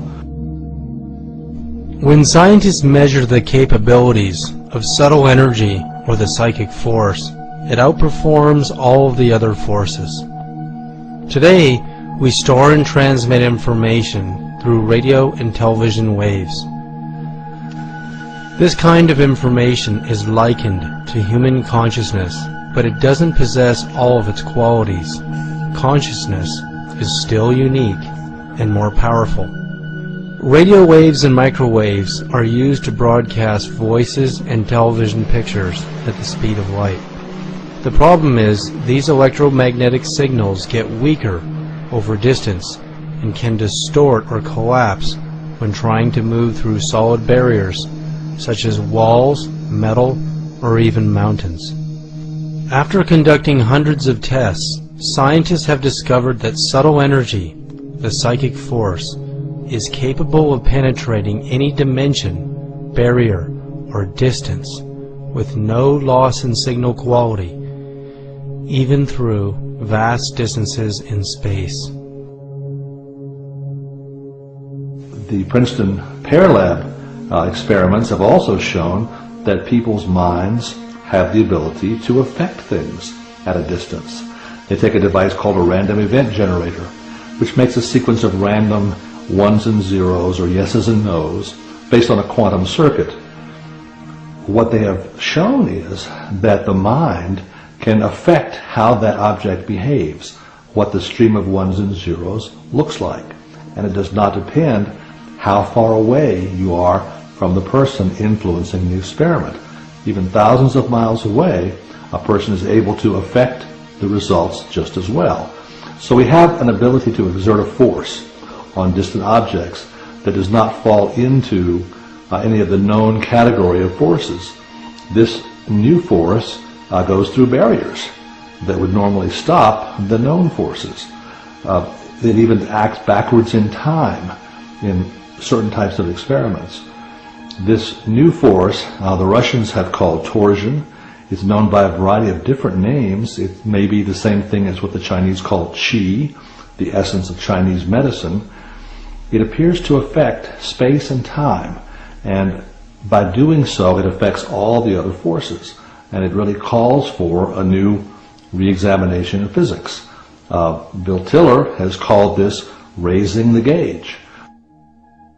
Dr. William Tiller has conducted hundreds of tests proving that human consciousness or intention can affect the pH value of water over any distance and through any barrier or dimension.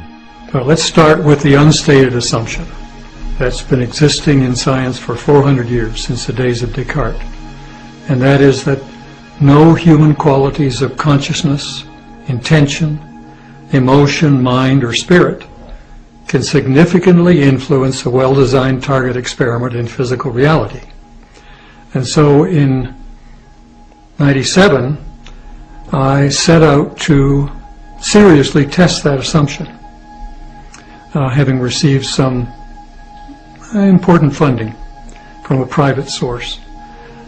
And so the idea was to design 4 target experiments, set them up with all the kinds of controls you would have in any normal orthodox science experiment, and to then introduce consciousness into the experimental medium. The 4 experiments were the intention was to increase the pH of water by 1 full pH unit with no chemical additions. And the water was in equilibrium with air. The second target experiment was to decrease the pH of the same water by 1 pH unit with no chemical additions, and again in equilibrium with air. And in both cases, the accuracy of the measurement instruments were plus or minus 0.01 pH units. So we were asking for a signature which was the order of 100 times the noise. First, Dr. Tiller did experiments applying direct human intention to water and got positive results. He then was able to capture a human intention as if in a computer hard drive and a bioelectrical intention host device with the instructions to raise or lower the pH value in water. Regardless of distance, repeatedly, the intention was able to affect the pH value in water. Within 3 weeks, the pH had gone up 1 pH unit. And then 3 months later, the Milan folks weighed in, and we said the same thing to them. To be part of the experiment, we wanted them to just measure background. And we used it as a control site for, again, the 3 active sites. And within 1 week, the pH went up 1.7 pH units. And we looked at our data. We found in one of the control sites in Missouri, it was underground, and there the pH had gone up 1.7 pH units. So what we gathered, not only was there information entanglement over as much as 6,000 miles, but that if the measurement site was below ground, the pH went up more than 1 pH unit. If it was 3 stories up in the air, as it was in Bethesda and Baltimore, it only went up 0.8 pH units. But if it was at ground level, it went up 1 pH unit, which was the level where we first made the imprint intention into the devices. Another amazing quality the psychic force exhibits is no distortion between sender and receiver. That means the lines of communication remain private. I'm Gary Schwartz, and I'm currently a professor of psychology, medicine, neurology, psychiatry, and surgery at the University of Arizona, where I direct a laboratory for advances in consciousness and health. And I direct a team of people doing research that essentially integrates body, mind, and spirit. I've been doing a lot of research in the area of energy healing and consciousness that involves energy and also extends beyond us. So where one person's consciousness and energy can affect the physiology, biochemistry, cellular function, and conscious experience of someone else, either locally in a close proximity or even hundreds or thousands of miles away. And that's summarized in my new book, The Energy Healing Experiments. Well, we've done many kinds of experiments to look at both local and non-local or distal effects of intention on healing. One area of research involved what's called biophoton imaging, where we literally, using a super-cooled camera, it's cooled anywhere from minus 70 to minus 100 degrees centigrade. These cameras were originally designed to look out into deep space, to photograph galaxies we cannot see with the naked eye. Well, we began to wonder if we could use these cameras to actually image living systems. So instead of looking out into space, we're looking at biology. And we began working with plants. And one of the many reasons for working with plants, besides they're fundamental to life and they relate to light, and we are very much part of connect with the plant community. But plants are also very easy to work with because they can sit in the dark for long periods of time. They sit still. And so therefore you can get very good images of the light that the plants emit. And what we found is that not only can we measure the light that's coming out of the plants, which you cannot see with the naked eye, but we can measure auras that are actually surrounding the plants. So you can see the light that's going on around the plants. Then we can actually see how the plants interact with light. So for example, if you have two geranium leaves, one next to the other, and you take a long exposure, you can actually see the extension of the light, and it's like lightning grabbing one another and caressing one another. You actually see the light beams connecting the two, which again has never before been seen. Now you can take healers, and healers can, for example, send healing intentions to a leaf, or they can be specifically asked to say, can you enable the leaf to glow more? And we can actually show that people who are trained as healers can actually, without touching the leaves, with their intention, send an intention for the leaves to spontaneously glow more. And then we can place them in this completely dark chamber where these images are obtained, and lo and behold discover that the leaves are glowing. Now you take that one step further and you could say, well, what about people from a distance? Could people do this 10 miles away? Could they do this 100 miles away, or even 1,000 miles away? And with Lynn McTaggart, who wrote the book The Field and has written a new book called The Intention Experiment, we've been doing long-distance experiments where, for example, a group of 400 people in England will, together as a group for 10 minutes, send an intention to a leaf in Tucson, in my laboratory, to glow. And we'll have two leaves. We'll call them leaf A and B. Each leaf has been injured. It's been, little holes have been placed in it, 16 of them in a 4x4 grid, because when you injure a leaf, it actually glows more, because when there's injury, there's actually the healing response involves energy. And then what we do is we have two video cameras, cam recorders, picking up the images of each of the leaves, and then sending by the internet to England. Now, someone in the audience flips a coin, and it comes out randomly heads or tails, and let's say they pick leaf B. At this point, the image from Tucson being sent to London of leaf B is now on the screen. And now 400 people can simultaneously send glowing intentions to the leaf that they see. Meanwhile, my research assistant in Tucson, Mark, he's blind to which leaf has been selected. Okay?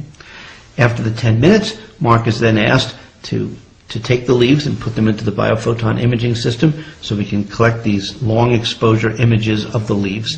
And then they're blindly scored before we break the code to find out what happens. And much to my absolute amazement, sure enough, if leaf B was selected from a distant group and they could actually see the leaf, they're able to affect the glowing of that leaf compared to a match control. German physicist Fritz Albert Popp proved the existence of biophotons, that all living organisms, including humans, had auras that transmitted and received intelligent signals. He also found that plants communicate at a distance with one another by their transmissions and receptions of biophotons. This digital photograph of a giant palm tree shows something extraordinary that appeared invisible to the naked eye. A 2 to 3 foot wide orb of plasma light. It even has a green plasma membrane, kind of like a giant cell. Are plants in communication with invisible beings of light? Could we be in communication through Einstein's action at a distance with our future soul matches as friends, loves, husbands, wives, teachers, business partners, and spiritual mentors before we meet in person for the first time? Could this communication be happening based on our current thoughts, feelings, patterns, and our personal energy signature? Creating a dialogue with your soulmate before you meet them.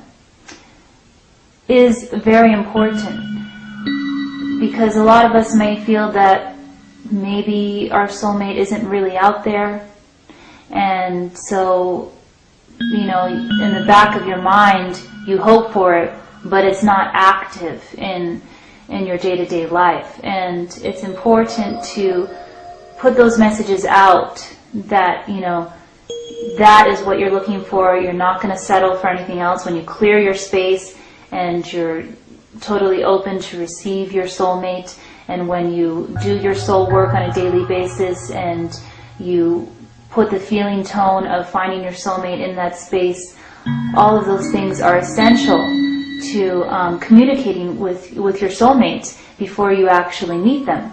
You have to believe that your soulmate can hear you, because if you don't believe it and you're just saying, oh, I'm going to put out this message, if you're actually there or not, you know, I don't know, but I'll just say that I'm ready and, you know, you'll hear me. It doesn't work that way. You have to truly believe that they can hear you and send a clear message to them in order for the line of communication to meet them instantly, because that is not only a leap of faith, but it also creates a clear signal so that nothing, no doubts, no resistance are interfering with that signal. If you have a doubt and interference through that, you know, not being sure, then it won't be an instant message. It'll be, you know, it'll come to a stop sign at some point. So it's really important to have faith and true belief that your soulmate can hear you when you're sending out those feeling tones and those messages of I'm ready for you, and mirroring that in your actions in, you know, your day-to-day basis. Dr. Bruce Lipton has made a remarkable discovery by observing how biological cells can be in communication with one another at a distance. There's an interesting understanding in biology about how one can separate proteins in a mixture which contains thousands of different proteins. And basically how it works is you take a drop of this mixture of thousands of different proteins, you put it on a surface of a gel, and what you do is run an electric current through this gel surface. And what happens is, because each protein has its own unique vibrational frequency and mass to it, each protein responds to the field with its own unique characteristics. So as a result of putting the proteins in a field, it causes the proteins to move in that field. Some proteins move faster than other proteins, so the net result is that the proteins actually begin to sort themselves out on a petri dish. And ultimately, if you continue doing this, you can identify individual clusters of proteins that share common characteristics because they will move at the same rate of speed on this gel. We apply this to an understanding of humans as protein mechanisms. Each one of us has our own unique identifying frequency to it. Each one of us on the surface of the earth is like a protein on the gel. Interestingly enough, the field forces around us, the invisible forces, influence our movement on the surface. So during our lives, we move across the surface of the planet from one place to another, and ultimately, if we share vibrational frequencies with other people, it's inevitable that at some point we will ultimately cross paths, just as proteins do in what is called chromatography or gel electrophoresis. So basically, it's a very interesting understanding that we will ultimately meet up, if we continue our movements, with people that share our vibrational frequencies. And there are very exciting opportunities when we do, because at that moment, when you start to encounter the person that has a complementary frequency to you, the harmonic resonance actually empowers your own vibration. We call it good vibes. And in that regard, you can actually identify people that are in some way related to you and your harmonics, because if their vibration is similar to you, the two of them coming together is called constructive interference, which empowers each of the individuals, and that empowerment is physically felt as much more energy in your body. And we refer to this as I mentioned, as good vibes, so that we actually have a sensory system and awareness of when people that are very similar to us or supportive or complementary to us come into our field. I should also acknowledge that there are other people who actually cancel our energies just as well. That's called destructive interference, so that when some people come together, they actually lose energy and feel weaker, and we refer to that as bad vibes. So the nature of our communications are, there's a vibrational communication that precedes our verbal communication. As we realize we are communicating in the present moment with our future soul matches, business partners, mentors, spiritual teachers, and even God at a distance, we can understand how to co-create our own reality.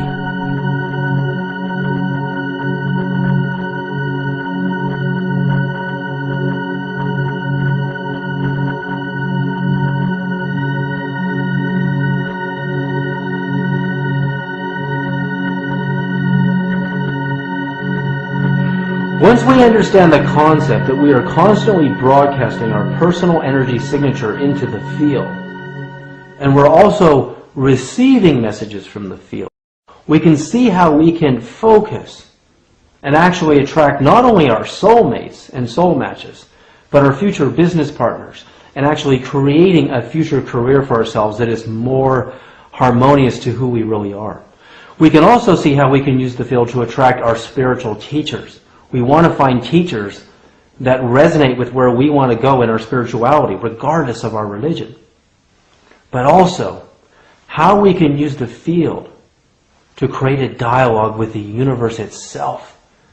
So, whether we're an architect, an astronomer, a biologist, a medical doctor, a musician, an artist, or even a student, by creating this dialogue with the super intelligent levels of the field, and expanding our consciousness ultimately into the 9 levels of the cosmos, the 9 levels of the angelic, and the 9 levels of the field, we can get the answers to anything we can imagine.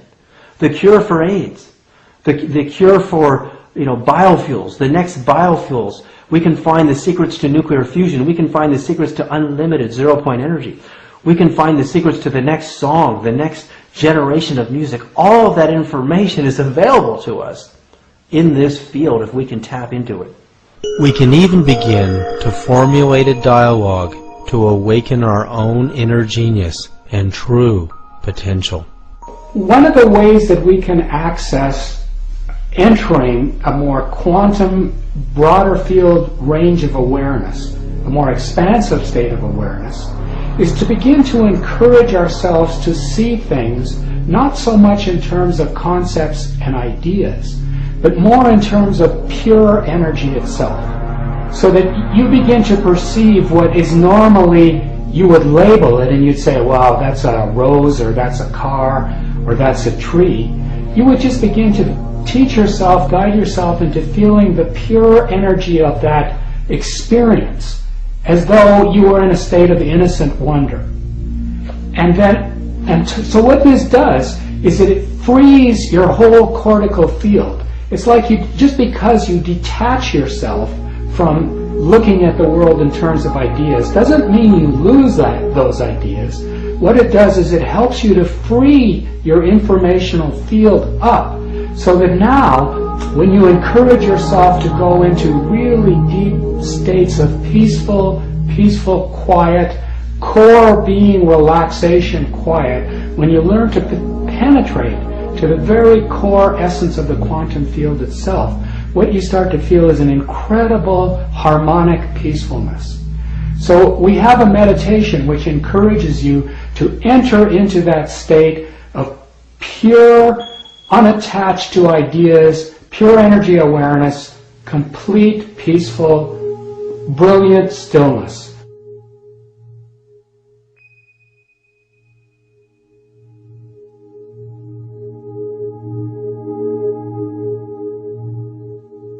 And as you enter that, what we now know from studies of creative genius, that it's often exactly when we're in the most relaxed, most sort of open-minded spaces that we begin our brain process, because it's now free. It's suddenly like the electrical circuitry is no longer confined to our old thought spaces, so that our cortex can suddenly flash up with something like akin to a super light. Like the light of our awareness within our awareness field can suddenly flash into our whole brain field in a much more core contextual way, and we start to holographically insight instead of think. We start to get picture images. We start to see potential solutions that are way more holographic. For a description of the difference between holographing and thinking, if you were to think of say a round basketball, and if you were to take a 1 diameter slice of that basketball in an attempt to understand a whole field of information, what you would end up with is with two polarized opposites. You would have like an either or a right or a left position, or a good or a bad position. And you'd have an argument because you've polarized the informational field. And you tend to look at that informational field in terms of being somewhere along that band. I'm in the center, I'm on the right, I'm on the left. Whereas when we insight, if you could picture that same ball, guess how many diameters there are inside of a whole field of information? There's an infinite number of diameters that you can put through a whole field.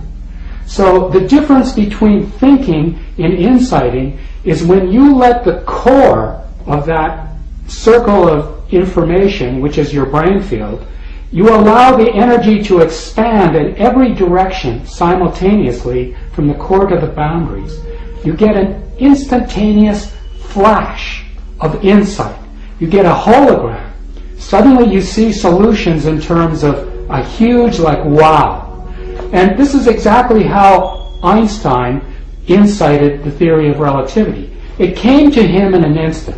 It took him 2 years to try to explain what he saw in that instant through conventional linear sequential logics.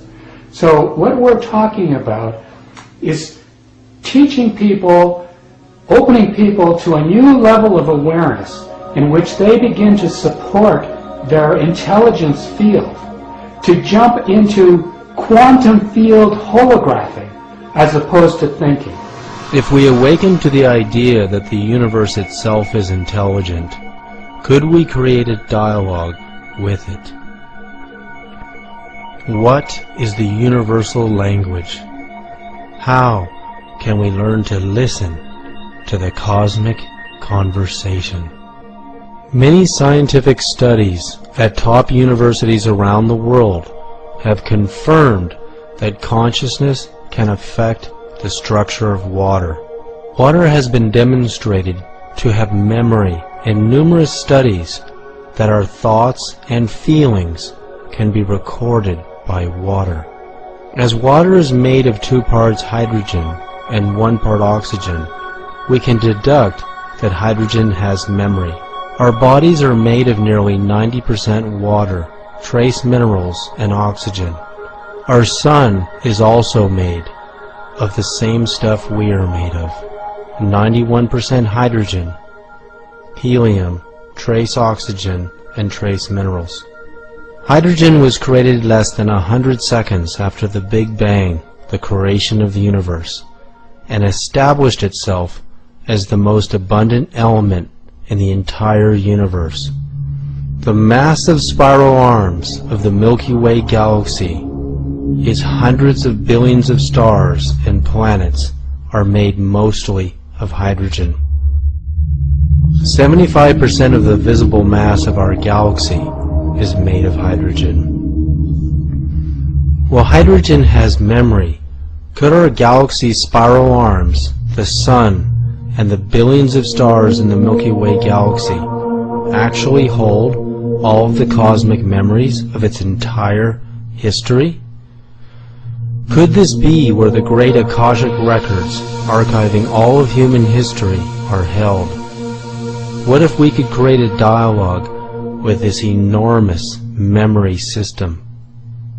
We could know the answer to any question and solve any problem or any limitation. The language that the spiritual people, and spiritual people meaning that medicine people, the different religious groups within the Zuni tribe, when they go into a religious communication system, they talk about the origins of who they are talking to. In a lot of cases, especially in the medicine world, is that they're talking about the star people and all the other related priests. They call them priesthood. In one, for example, in one section of the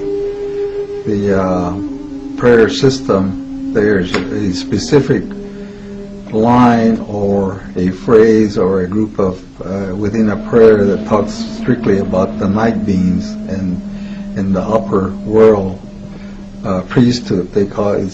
That's the only one that is referenced as a male and female entity, and the sky people, the night people priesthood, and the finish line in that is that they only appear instantaneously. That's one line in the prayer system. There are so many different parts to the prayer system depending on the specialty of that particular medicine group. Is there a language of the universe, a language if uttered with perfection, the secret forces of the universe could be activated? When we examine some of the most ancient languages in the history of the world, such as ancient Hebrew, the Vedas, Aramaic, and the Native American Indian dialect, we find that these prayers were designed to invoke spiritual, healing, and powerful forces of the conscious universe. What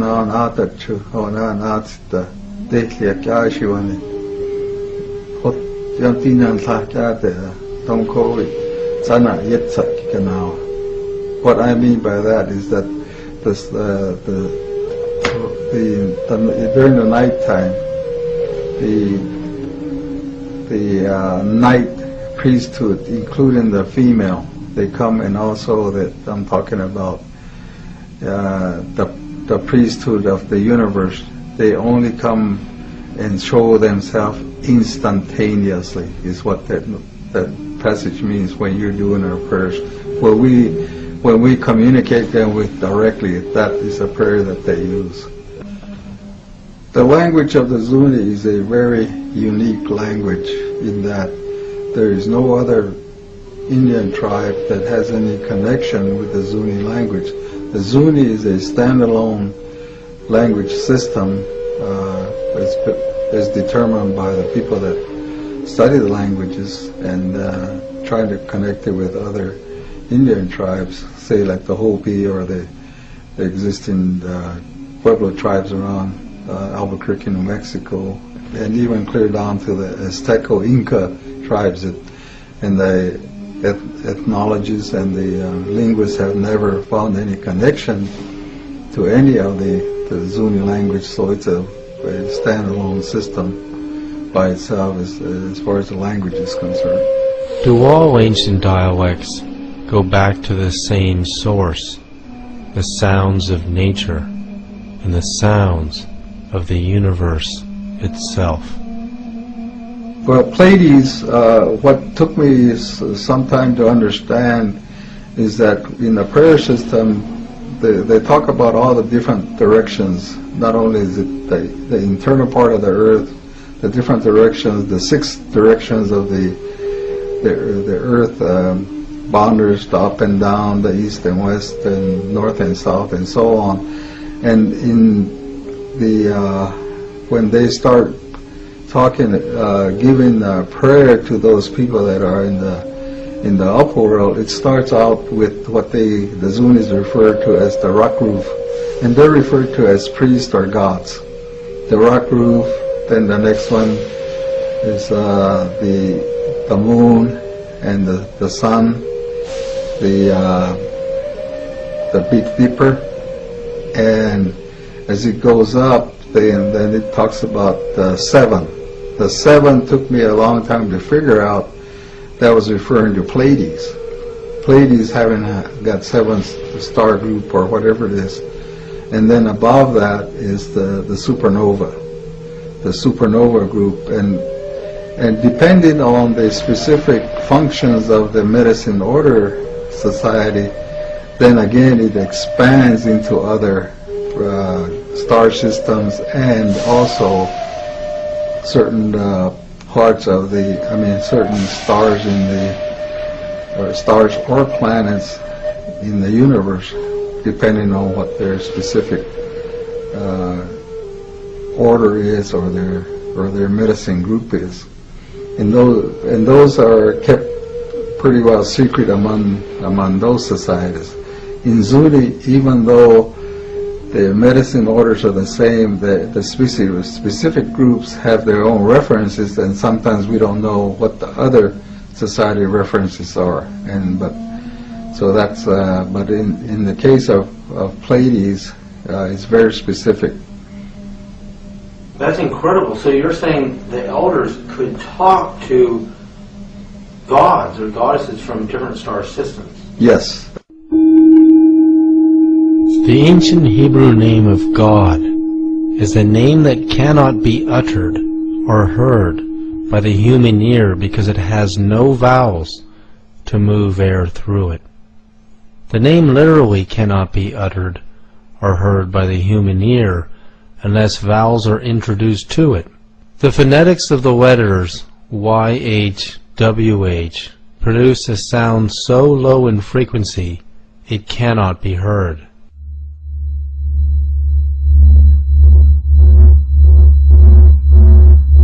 The sound of the sun was considered by most ancient religions as the most sacred sound of the universe.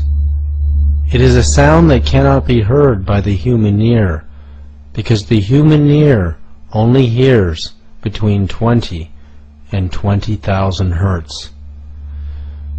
The sound of the sun is much lower in frequency and also much higher in frequency than we can hear. Could the sound of the sun be part of the universal language system? NASA has recorded the actual sound of the sun in deep space and compressed the inaudible waves so that human ears can hear it. If we listen to the sound, we can hear and feel a deep vibration. The sound of the sun recorded by NASA is precisely as the ancient Hindus had described it in the Vedas thousands of years ago. It is a mantra that can be intoned with human speech as Om.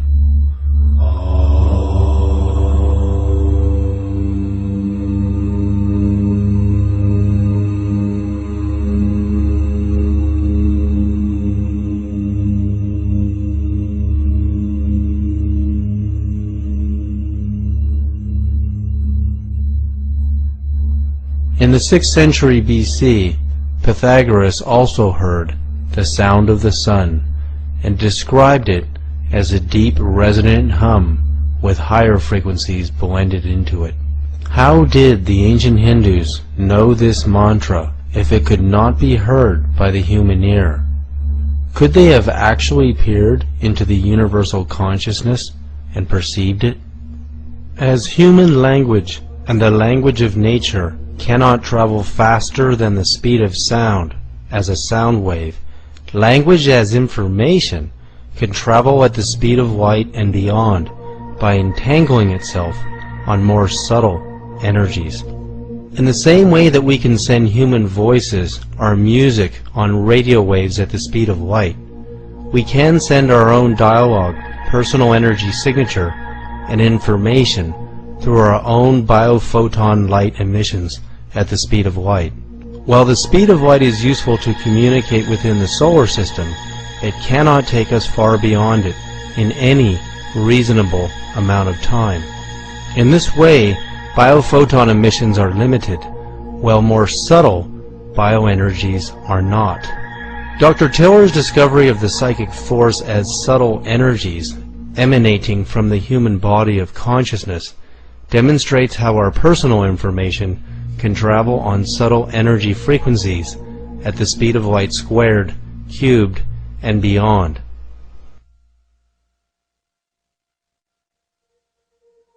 Okay, in my modeling, which I developed from a deep meditative state in the early 1970s, the model that eventually appeared to me, which I wrote down in my first psychoenergetic book, which I didn't publish for about 30 years, that was in 1997, and that was Science and Human Transformation, Subtle Energies, Intentionality, and Consciousness. So in that, I draw a Minkowski diagram with the standard cone kind of thing, but there are several cones where the events occur inside the normal light cone of Minkowski is the coordinates of distance and time. The limitation of the walls on the cone is velocity of light, c. The next one, the limits, which is the magnetic information wave domain, is c squared. The next one, which is the emotion domain, is c cubed. And the next one, at the mind domain, c to the fourth. And beyond that, spirit. So, again, until you can make measurements, we will not be able to check these kinds of things. But they're internally self-consistent with a variety of stuff. And they give us a lot of hope and optimism that if we will ever get out of this box that orthodox science is stuck in, then they will have a marvelous, marvelous adventure in learning more about nature. Is the power of meditation so profound that we can expand our consciousness into the cosmos and perceive the actual sound of the sun and the universe? Yeah, one of the fascinating things about psychic phenomena is that they seem to travel much faster than light.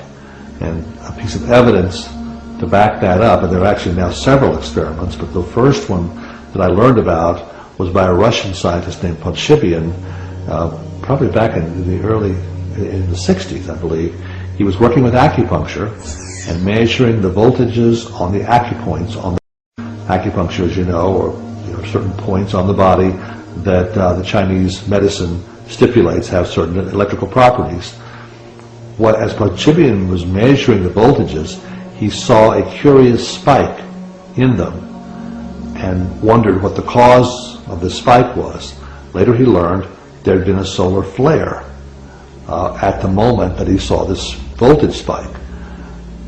What was strange is that the spike occurred 8.3 minutes before we would be able to see that solar flare, because light travels, at a limited speed. It takes 8.3 minutes for light to get from the sun to the earth. But his spikes showed up instantaneously. So this is the first evidence that there's something that travels much faster than light that affects the body and affects the acupuncture system, and we can measure it physically. Since then, the Russians have done a lot of work on what they call torsion, which is their version of the same psychic force. And they do find there's an element of that does travel much faster than light, so that now even telescopes have been devised which can measure this energy, and they show that that signal does travel faster than light. So this is, again, another revolutionary aspect of physics that most Western scientists are just ignoring, but it's really important. Our bodies are made of about 90+% water, which is hydrogen, oxygen, and we're also made of minerals and carbon. The sun is made of over 90% hydrogen, trace oxygen, and trace minerals and helium. It's made of almost the same stuff we are. So inversely, if the sun can send us telepathic messages faster than the speed of light, we can send the sun telepathic messages faster than the speed of light. And what that means is, every 11 years, according to NASA, we come into solar maximums where solar flares are a potential threat to our planet.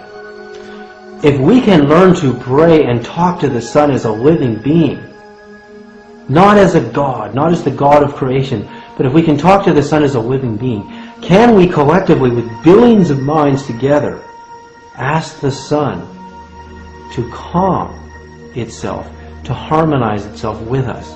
and not to harm us? Can we do that? Are our collective minds that powerful?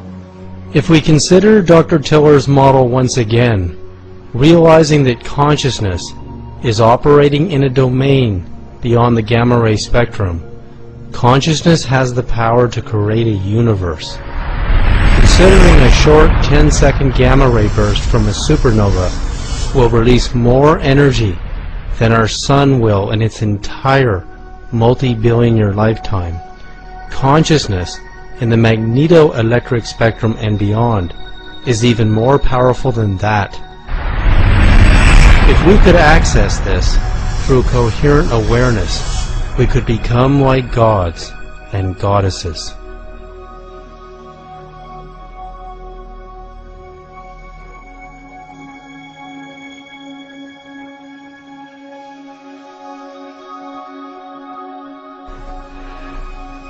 To me, we are all spirits having a physical experience as we ride the river of life together. Our spiritual parents dressed us in these bio-body suits, put us in this playpen that we call a universe, in order to grow in coherence, in order to develop our gifts of intentionality, and in order to become what we were intended to become, co-creators with our spiritual parents. And co-creator means to eventually evolve into the place where you could interact with planets and you could co-create planets or stars. So it's in the game as far as I see it.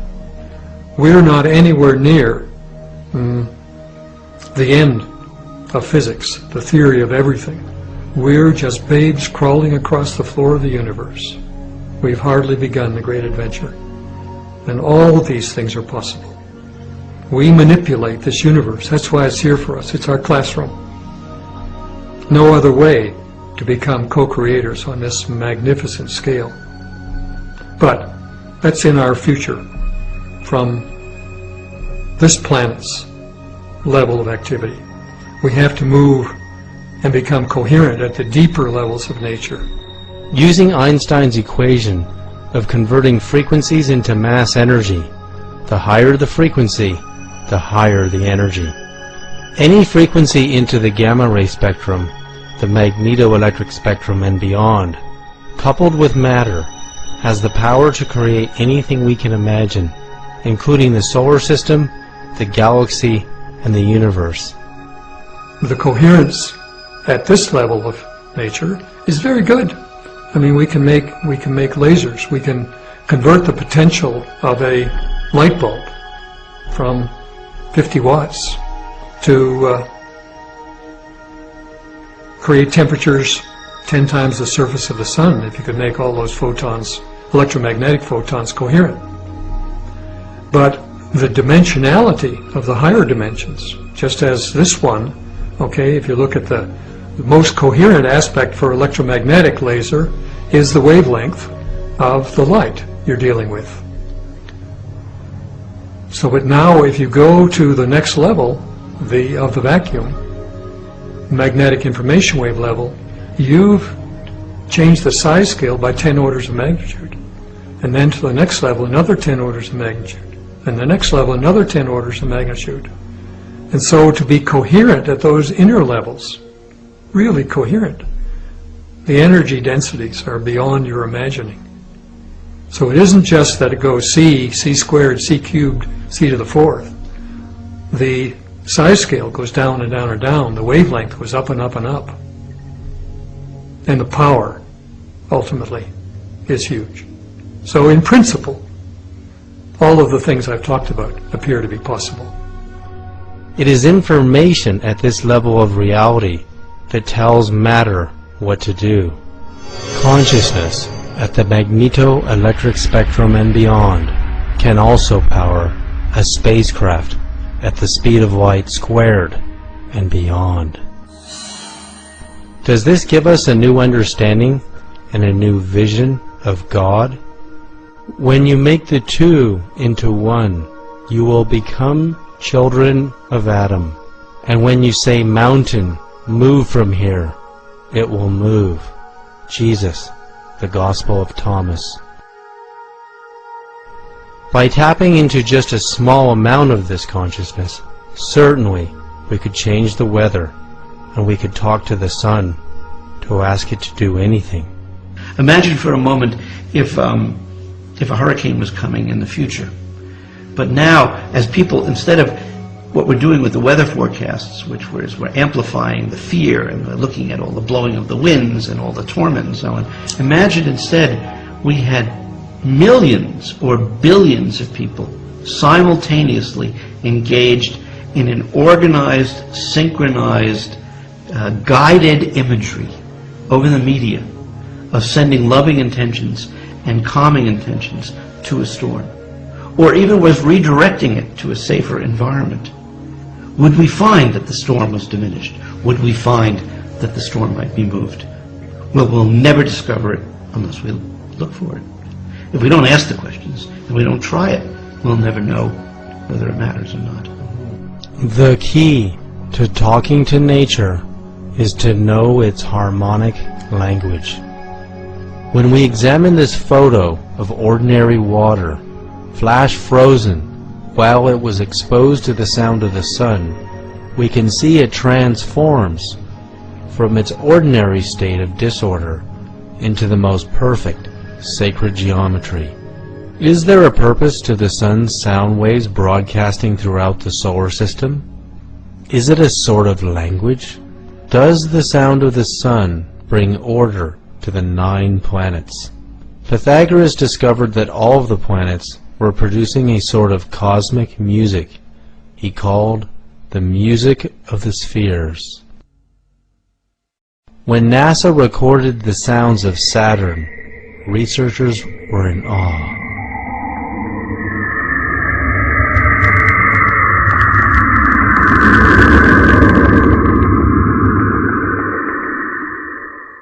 The sound of Uranus.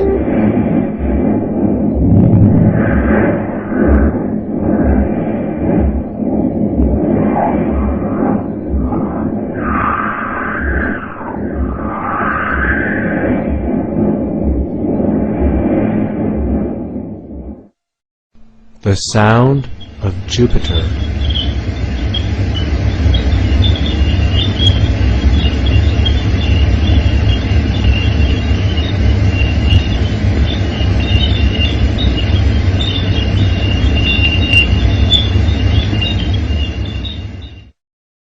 The sound of the earth.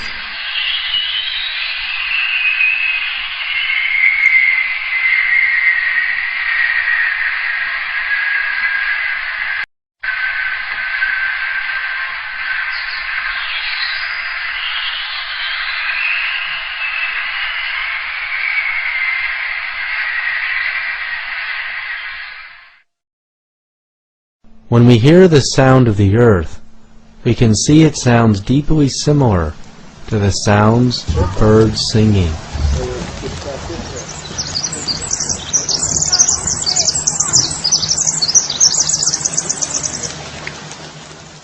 NASA scientists were astounded when they heard the sounds of the earth for the first time, because they knew the birds understood the secret language of the universe and the earth itself. They were singing as if in a dialogue with the creation. When Pythagoras had finished his studies, the HeartMath Institute's Global Coherence Initiative uses scientific technology to perceive electromagnetic changes in the Earth's ionosphere that are coherent with global human consciousness. Because the human heart produces electromagnetic energies and even more powerful subtle energies, millions or even billions of human hearts experiencing profound emotions due to global coherence initiatives or global events will cause measurable changes in the Earth's ionosphere to appear. These changes will prove to science and the world the power of human emotions on a global and cosmic scale. Our researchers and a team that they've assembled are building what's called a Global Coherence Monitoring System. This is a system that's being made up of very sensitive sensors that measure changes in the Earth's ionosphere. The ionosphere is the Earth's protective layer around the Earth. These sensors can measure very subtle changes in the ionosphere. The goal is, over the next 2 to 3 years, maybe a little longer depending on how fast the project moves, is we want to put between 50 and 100 of these sensors around the globe, have them all network back to a central location, and be able to get a complete picture of the ionosphere 24/7. Our belief is that when there are large numbers of people feeling similar emotions, mass emotional output, that could be detectable in the ionosphere. We know from other research like Dr. Roger Nelson and the Global Consciousness Project using random number generators, showing changes in these random number generators when there's strong emotionality occurring in the world, like at 9/11. There's other indicators that show that there are possible measurable changes that occur when large numbers of people are feeling something. We want to conduct experiments on the effect of positive emotional states being generated by large numbers of people on the Earth itself. In a sense, sort of metaphorically, what we're attempting to do is to measure the brain waves and heart rhythms of the planet itself. By engaging our consciousness collectively into the global media and buying into the violence and the fear and all of the sensationalism, collectively with 6 billion minds on the planet, we are transmitting consciousness and reinforcing that delusion. We're giving it more energy. We're telling it to maintain itself. And possibly, scientific researchers are finding that our consciousness is actually cooperatively responsible for all this, because consciousness is far more powerful than we can even imagine.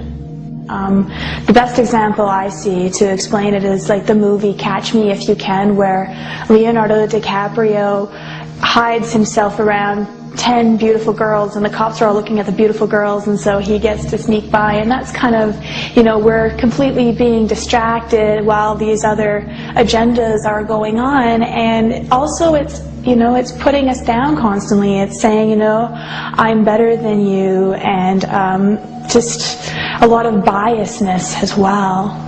And it's kind of sad that we're giving a lot of our time to watching TV and, you know, speaking as opposed to action and being the change out in the world. Because the TV is always going to, you know, report about, you know, celebrities and what's going on in Hollywood and news, which is, you know, only 2% of the world is really negative, and they're just focusing and amplifying on that, so it makes it worse than it actually is. And particularly if we know our thoughts create reality, if you have millions of people seeing these images, what's it doing to our world and our psyche on a collective level?